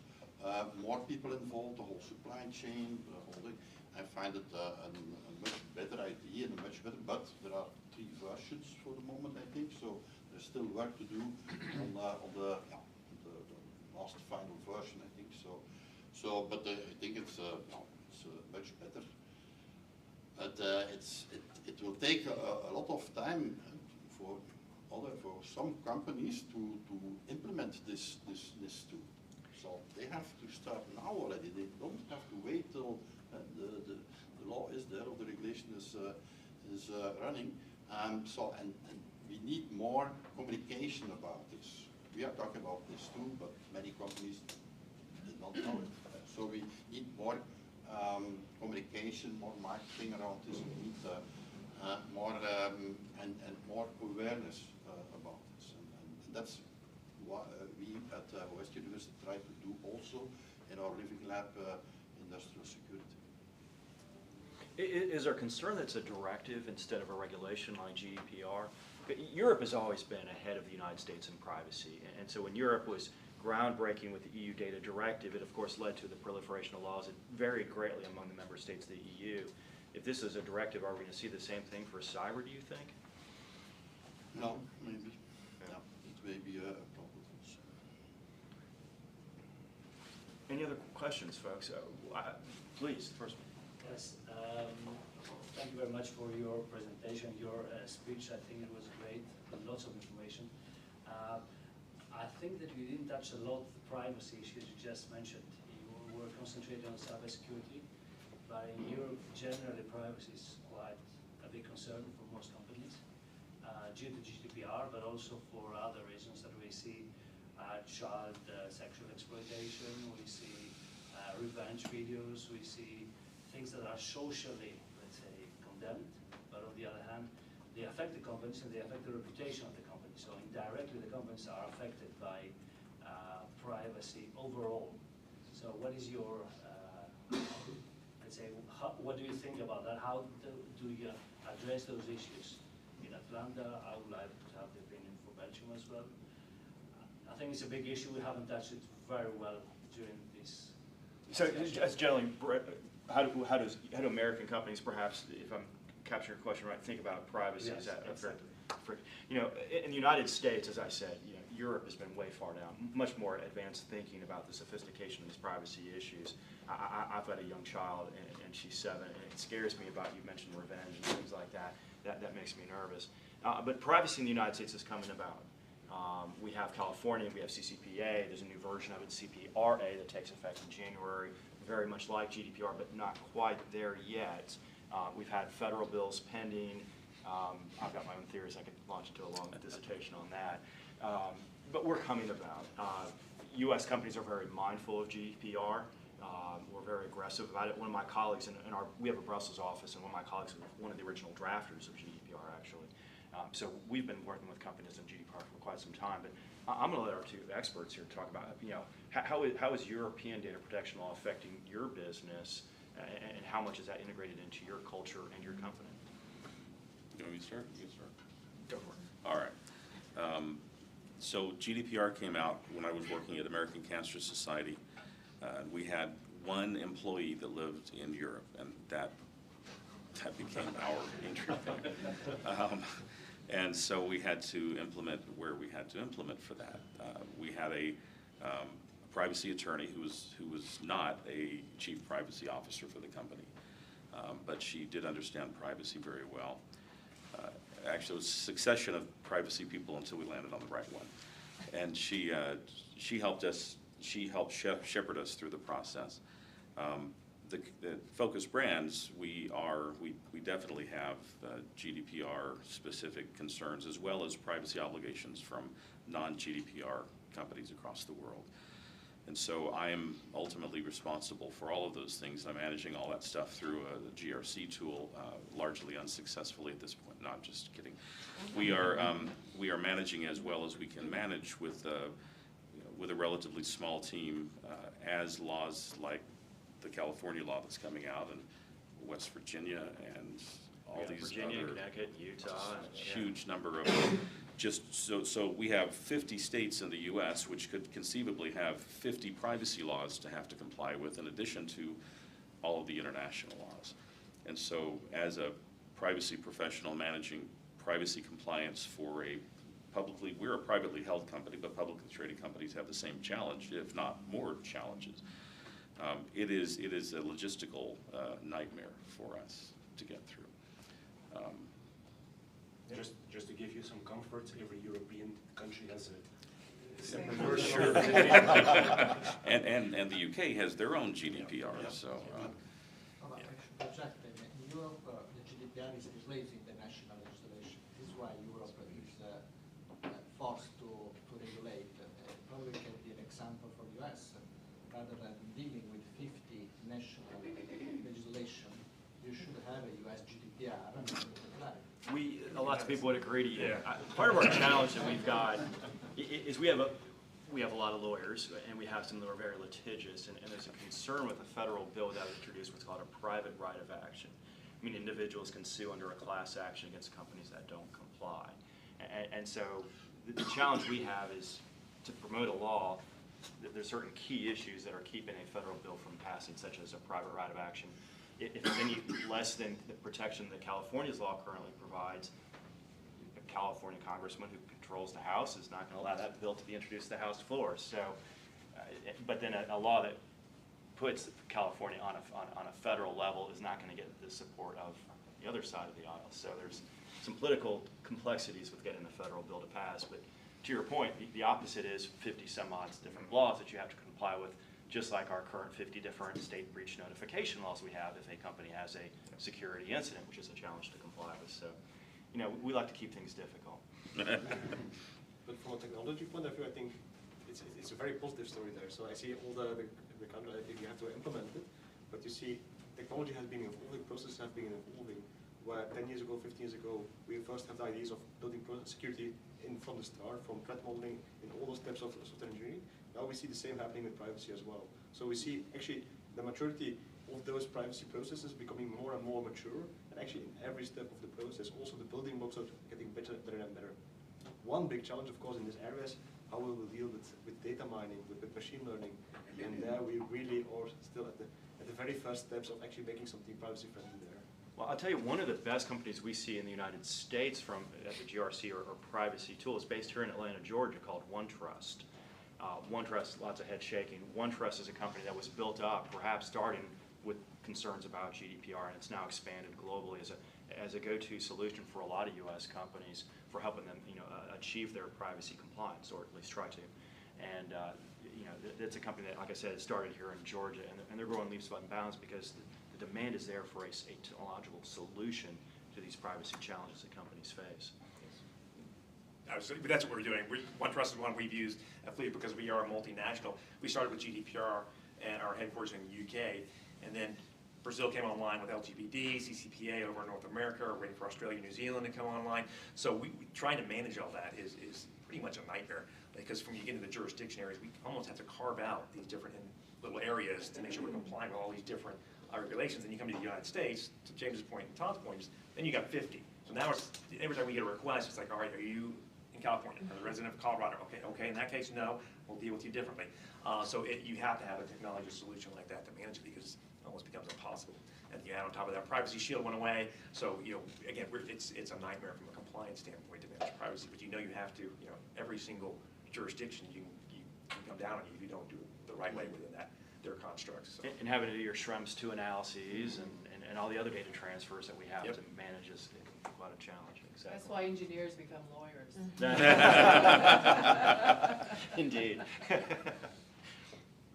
Folks, great questions. I love more questions. Sir, did you have?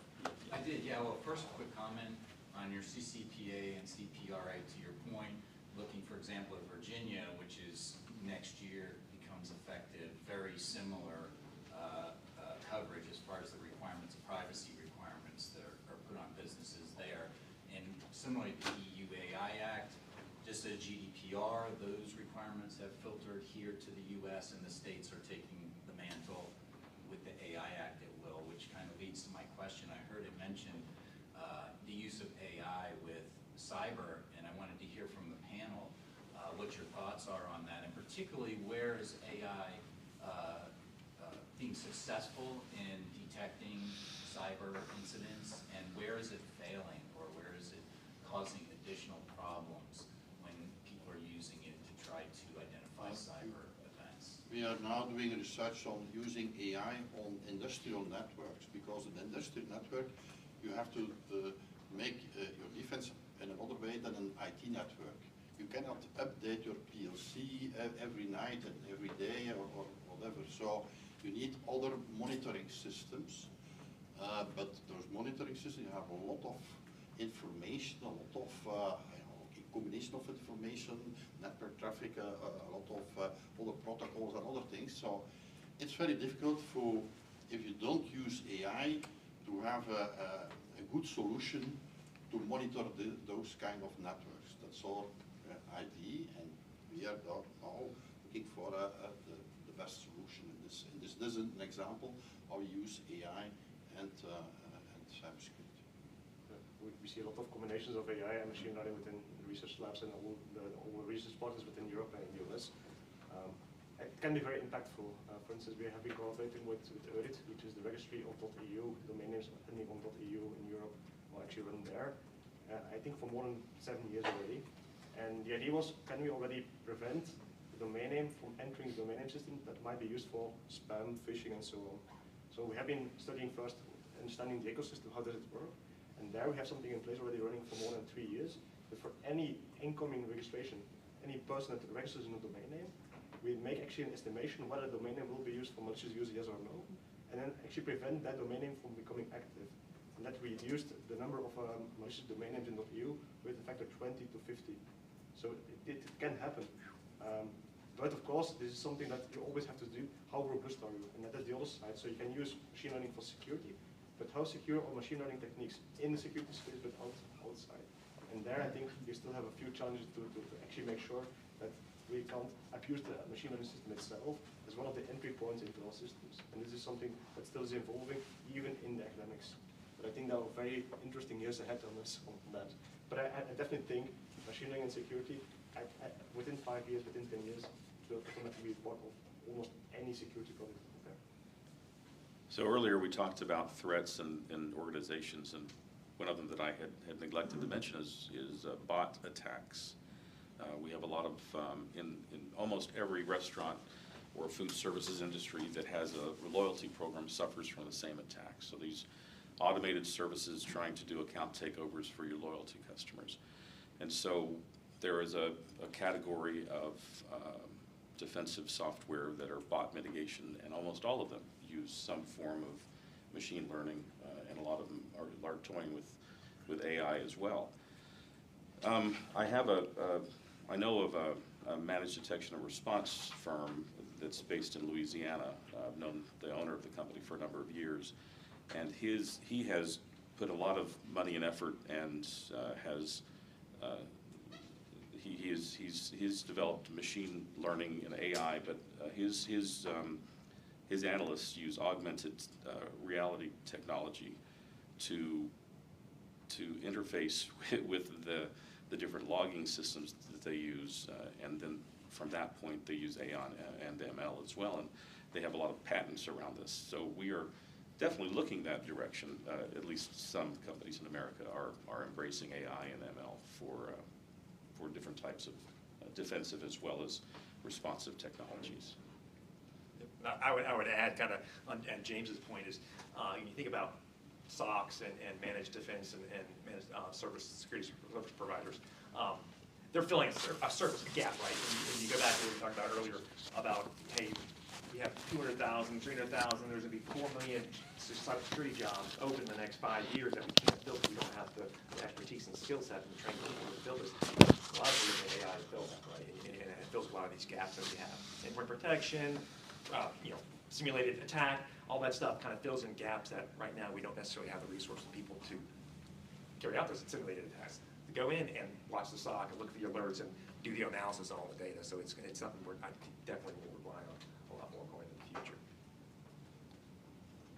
Folks, any more questions? Great discussion. Well, gentlemen, thank you, each of you. This has been fantastic. I loved hearing about the ecosystem evolving in Belgium and how you guys are reaching out. Certainly I think people saw that it's a relatively close-knit group in Atlanta that also is trying to improve it. And as you were suggesting, that kind of dialogue would be certainly called for, and part of the reason we're here this morning. So thank you all for being here today. Thank you.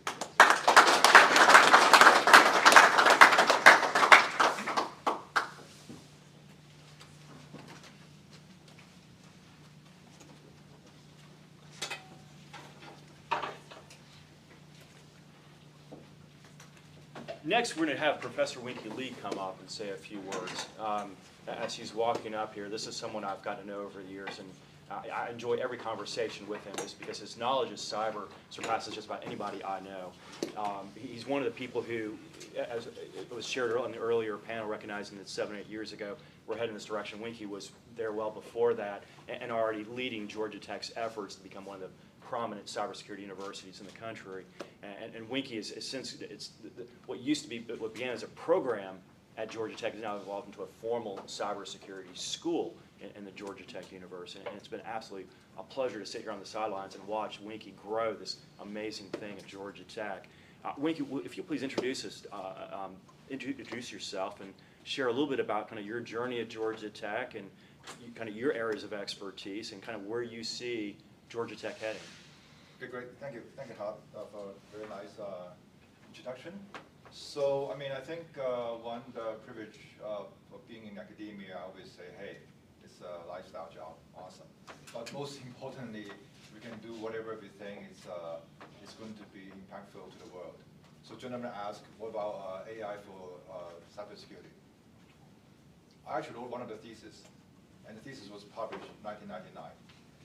The biggest mistake is we were too early.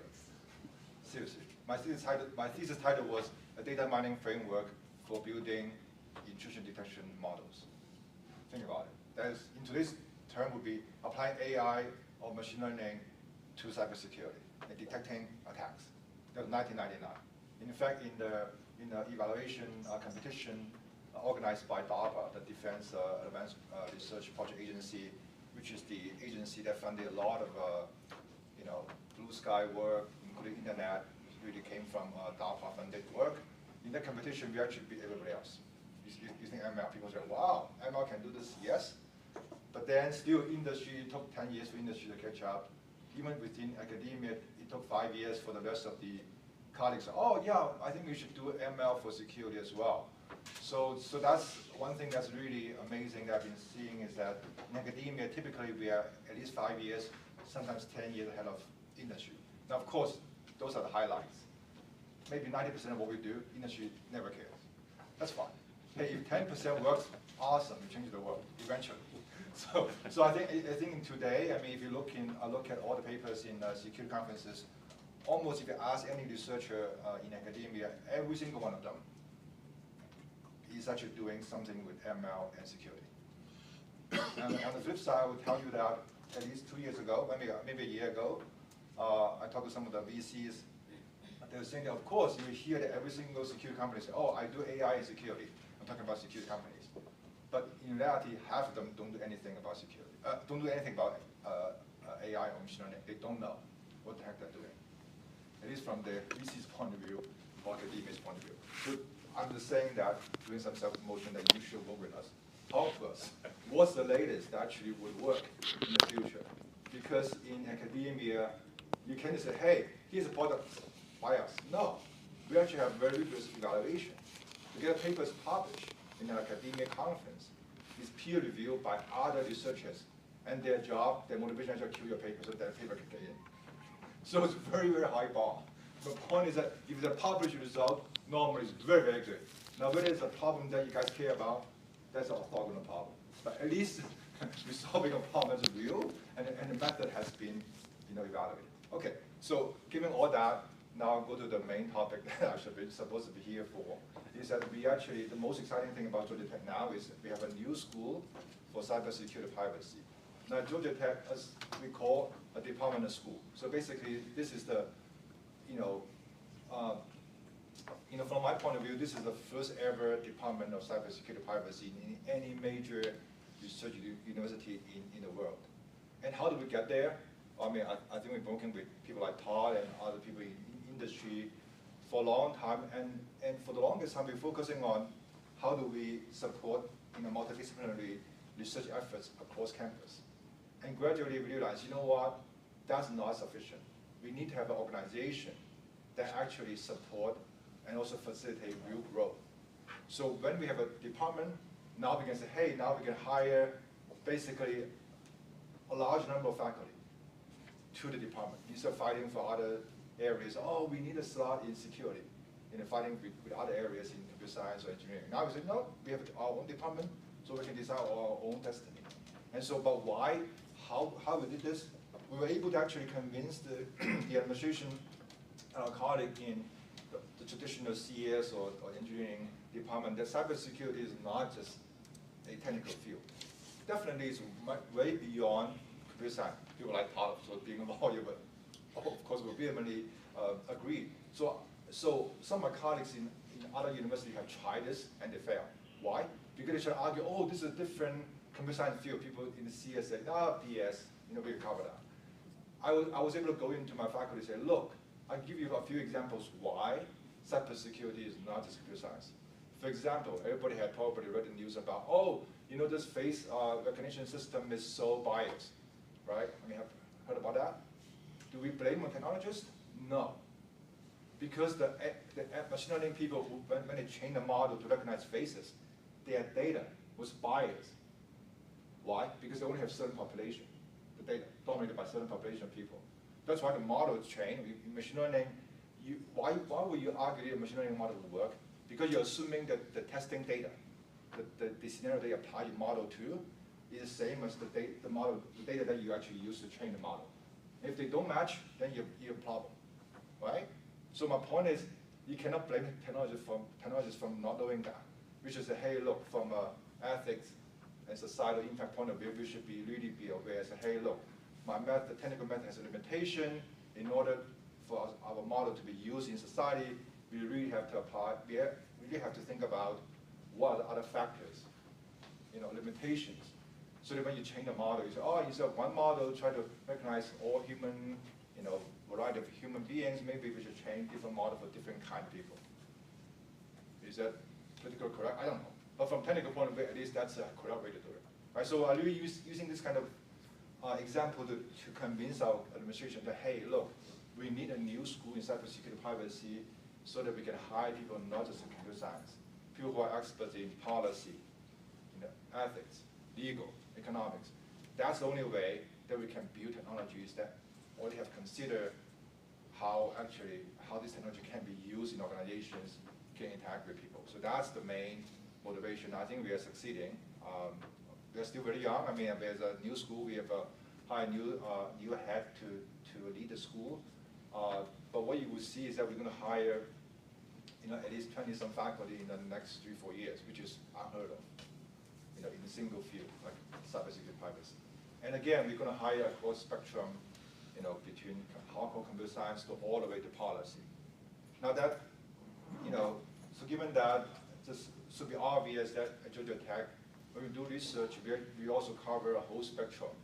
And basically, I'm going to say that anything under Sunday you can imagine relating to cybersecurity privacy, we have it. If you don't, we can hire you tomorrow. That's what the new school enables us. Okay, that's really awesome. Second thing is that in terms of education, that's also a biggie that I just blow my mind off. So not just on demand in terms of a degree program on campus, but we also have an online degree. We have an online master's degree in computer science and also online degree in cybersecurity. I can tell you how popular our program is. So I teach a introduction to cybersecurity to our online degree programs. Guess how many students I'm teaching every year? Take a guess. 5,000? Close enough. 3,000. Okay, that's only a single course. So that tells you how many people want to study cybersecurity. And also I'm telling you, the only way that you can scale and actually reach to people who need this kind of training is through online education. Now you say, what about quality? I can tell you that Georgia Tech really did a great job. When we create an online version of our materials, we actually we always say, we plan to use the same materials for our on-campus program. So that we actually guarantee that whatever we teach online is the same as what we teach on campus. So we get actually the best of both, so to speak. And also, by involving online students, these are working professionals. They actually give us a lot of feedback in terms of, hey, what's a more appropriate project relating to our work experience. That actually has been immensely valuable to us. I mean, right now I have a whole team of TAs. these people are like, oh, you know, can we like, you know, extend it from 5 project to 8 so that the student get more exposure? I'm thinking, hey, awesome, go for it. So that's really has been a great experience. And also, one other thing that Todd mentioned is that, you know, I think some of the question that from the audience about how we actually interact with industry. So one thing about Georgia Tech, I always say is that we are here to actually ultimately make impact to the world, like what I said earlier about, you know, AI for security. We started so long ago, but you know, we have many examples, right? You know, we did the bot network. You know, you mentioned bots. We did the bot network 2005. We basically started the whole area doing that. And then we, in fact, when we presented to USDOD, they say, what's bot? What we know is worms. And worm is already passed. Worm is an experimental framework for the hacker to know how to do bots. Okay, anyway, so we continue to do that, but the things that we want to make impact, right? So one of the major way to do this is actually through tech transfer and startups. So Tom mentioned, like, you know, let's say OneTrust. Well, we started from Georgia Tech grants, right? So we do have, you know, CreateX program, which is brilliant in a sense that students would take classes to learn how to do startup. So the main sort of invention that we have is that instead of telling students, hey, look, in addition to taking classes, you need to do the actual curriculum work to do startup. People say, I don't have time for that. Well, Georgia Tech was brilliant. Say, you know what? You take the same class, but this class also teach you to do startup. You get both credits and experience. Isn't that brilliant? Students say, yeah, sign me up. So that's CreateX. And also within the cybersecurity field, we also have this demo day. So Gloria is sitting there in the back. So Gloria working with, helping us, and also working with people like Todd, and also people in industry around Atlanta and the whole country. Basically tell us they will come in and sort of give us feedback in terms of student projects. And say, hey, your project actually has promise to be transferred to industry. So they go through this program, like 6-month training program, and then the finale, almost like a Shark Tank kind of style. And then the winners will get funding from VC, and then they go from there. So we have a number of startups that started that way. So those are kind of things that we're going to continue to invest in. Yeah. So like I said, I cover you know what's great in academia, our educational program, our plan to growth, and connection with industry and tech transfer. I think I'll stop there. Winky, I think you covered it all. Thank you. That was perfect. I think the CreateX program that you and others work with, to try to foster that connection and help startups that is fascinating. The other collaboration tech does, and the fact that, as your point, tech's always 10 years down the road. And bots, to clarify, he did not start the bot problem. He tried to cure the bot problem. But thank you for that. That was great. Thank you.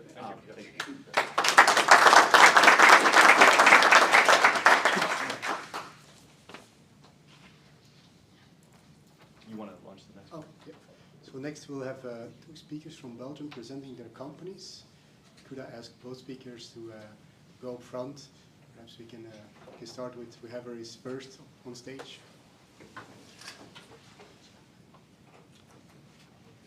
Thank you.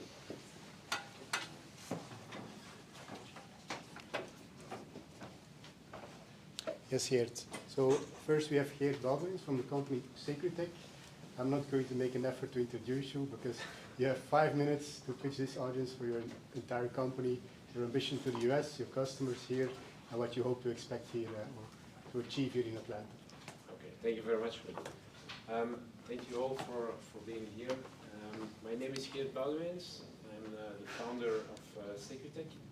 Security is a small company in Belgium. We count 85 people today, and our turnover will end normally this month. Our fiscal year is stopping end of June. We will do around $22 million.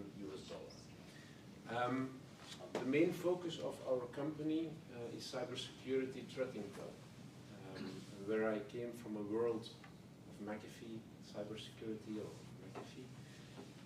Before we were expert in selling a solution where we said this is the best solution today for you. This is something where we personally don't believe anymore. If you see your firewall vendors or your antivirus vendors, to make a difference between that is very difficult. And our goal is to go much more in depth in the threat intel what they are providing to you. If you have a firewall of Checkpoint and you receive every day the updates of your Checkpoint, well, I'm not interested in selling you the firewall. I'm mostly interested in knowing what intel Checkpoint is putting in that. That's what makes the difference for us. We were able to make in the last 6 years a threat intel platform combined with 35 security vendors, almost or the most are American vendors, and 15 threat intel vendors. So the 35, the first are based on IOCs, the 15 others are based on threat intel, what we know, for example, like the war in Russia and Ukraine, for example. So that was my goal, to make or to have a platform which is unique today. And our customers there are law enforcement all over the world, enterprises, secret services all over the world. And that's what makes the difference. Now, based on the fact that we have an alliance with those 35 companies or security companies, they are injecting their latest IOCs each 5 minutes in our platform. We were able to make 2 products. First is Secure DNS, where we are just asking to our customers to forward the external DNS servers to our infrastructure. And from there on, we are checking all the connections that are going out from that company based on the 35 security vendors that we have. And this is a unique system. In Belgium only, we have about 70% of the governmental, the national government, who is working with our solutions. We are almost all the days in competition with Cisco or Infoblox, and we are very proud to be able to win. But that's the major thing about what we do. Now, due to the fact that we have this major database which we are able to give to our customers, we are also able to make a product secure site which is monitoring the attack vector of the customer. So we are thinking as a hacker, and we are monitoring 24 hours a day all the assets which a company has from outside to see if they are vulnerable, yes or no. Because a lot of companies are doing pen testing, it's very good, but it's just a picture of that moment. And 2 weeks later, we can have a major incident, and 2 weeks before we didn't know it. So that's a service that we do. 22 years in cybersecurity for the moment, and I was able to make from my job my passion, and today my passion is becoming an addiction. I also work as a negotiator. We are all over the world with 18 official negotiators for cybercrime. I'm one of them. So each day we are discussing and have contact with cybercrimes to do deals and negotiations for governments or big enterprise. And this is something what we see today here in the United States. It's forbidden to do this. So that's why we have a lot of work coming from the United States companies who are here, where we have to do the negotiations to have a good result. So that's what we do. Thank you very much.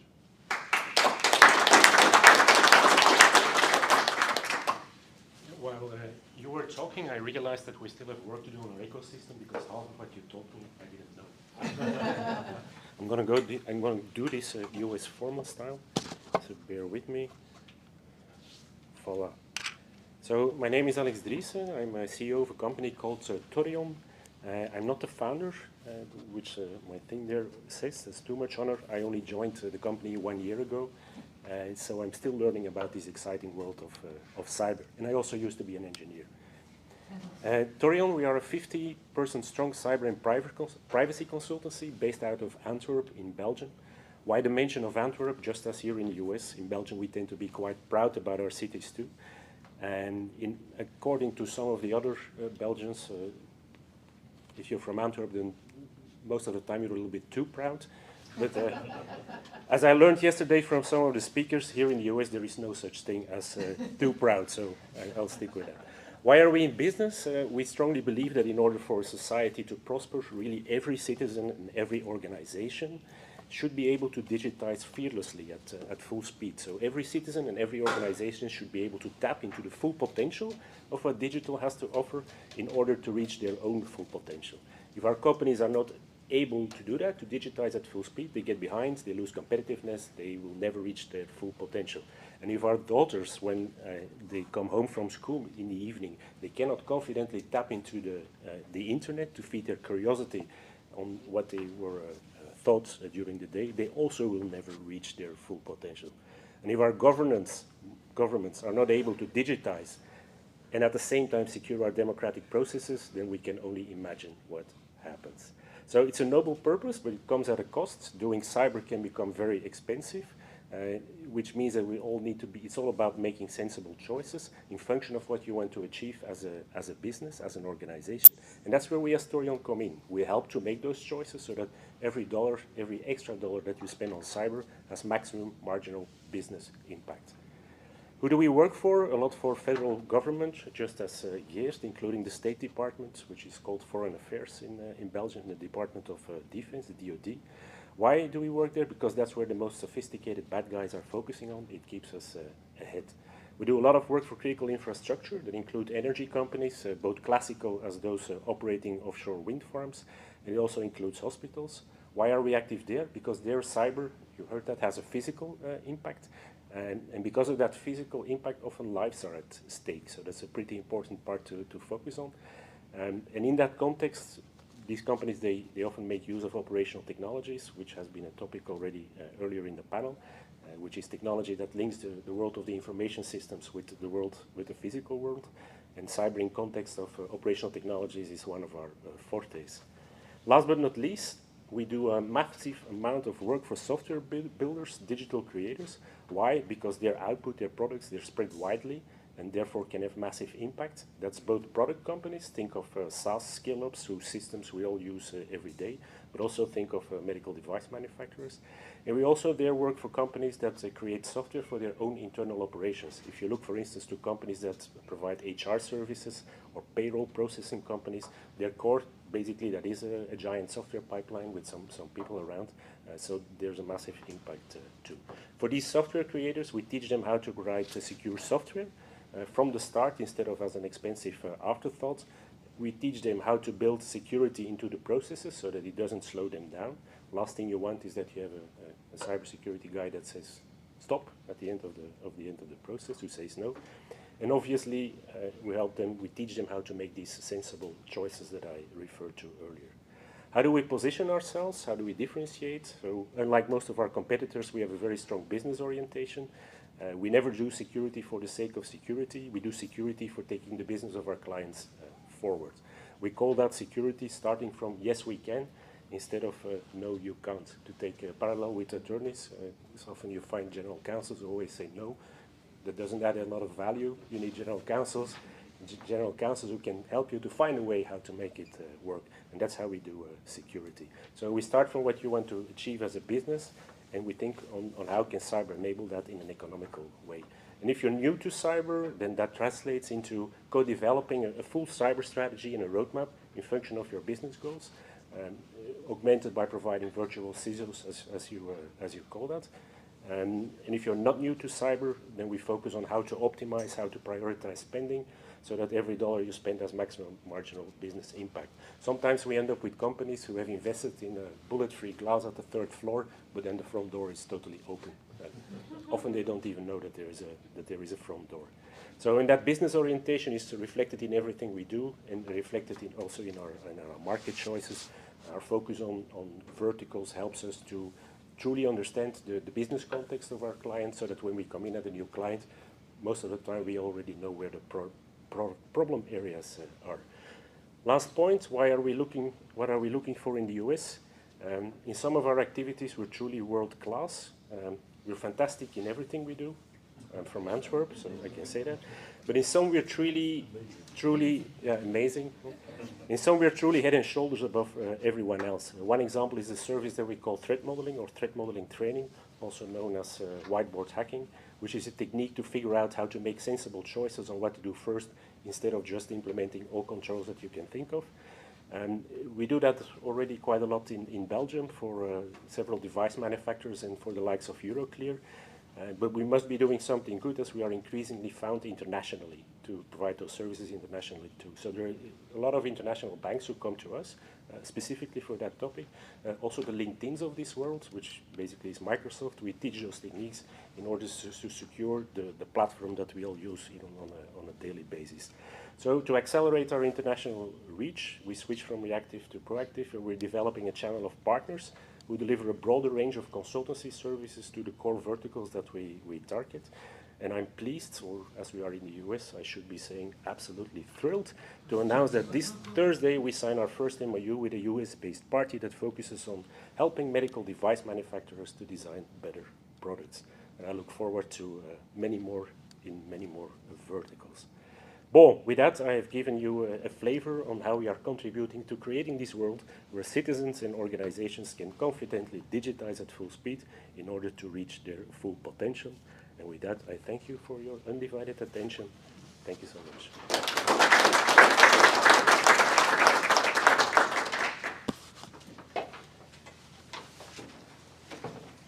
Any questions before we give the final remarks to our hosts? No? Bear in mind that the next session is on human rights, which is much more important. So, well, I know time is of the essence, Wim, so I'm going to keep this short. But first of all, I want to thank everyone who came this morning. First, those who are in attendance, and also our speakers and panelists this morning. I think, you know, we had 2 hours to give a sense and flavor of the different ecosystems we each have in Belgium and in Georgia. And I think, as we can see, you know, there's a lot going on. And we want to continue these discussions going forward. I would invite anyone who wants to connect, and if I can in any way facilitate these connections, please email me, call me, whatever. But once again, thanks for everyone for coming this morning. I hope for people who are visiting from Belgium, I hope you enjoy your stay here in Georgia, have some of our great food, and thanks for coming. thank you so much. We have a small attention for you. Oh, it's thank a you. Belgian cycling jersey. So if you don't cycle, you need to. Well, I was hoping for a Kevin De Bruyne jersey. That's what I was hoping for. Anyway, cycling I'm is a big in Manchester Belgium. United supporter saying that. And it says Flanders Technology Ambassador at the back with the Belgian flag and the European flag at the front. Well, thank you so very Thank you much. so much. This is kind of you. Thank you. Thank you, folks. That concludes for this session. Thank you so much for being here. And one more round of applause for the speakers and for Tom. Thank you.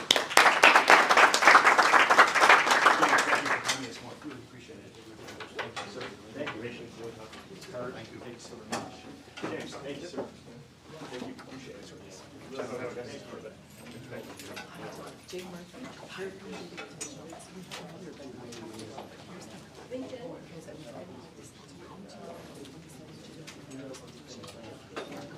Oh, do you really? Yes. I'm so glad you're here this morning, and let me trade you. Thank you very much, my colleague, Romy. Nice to meet you. Very nice.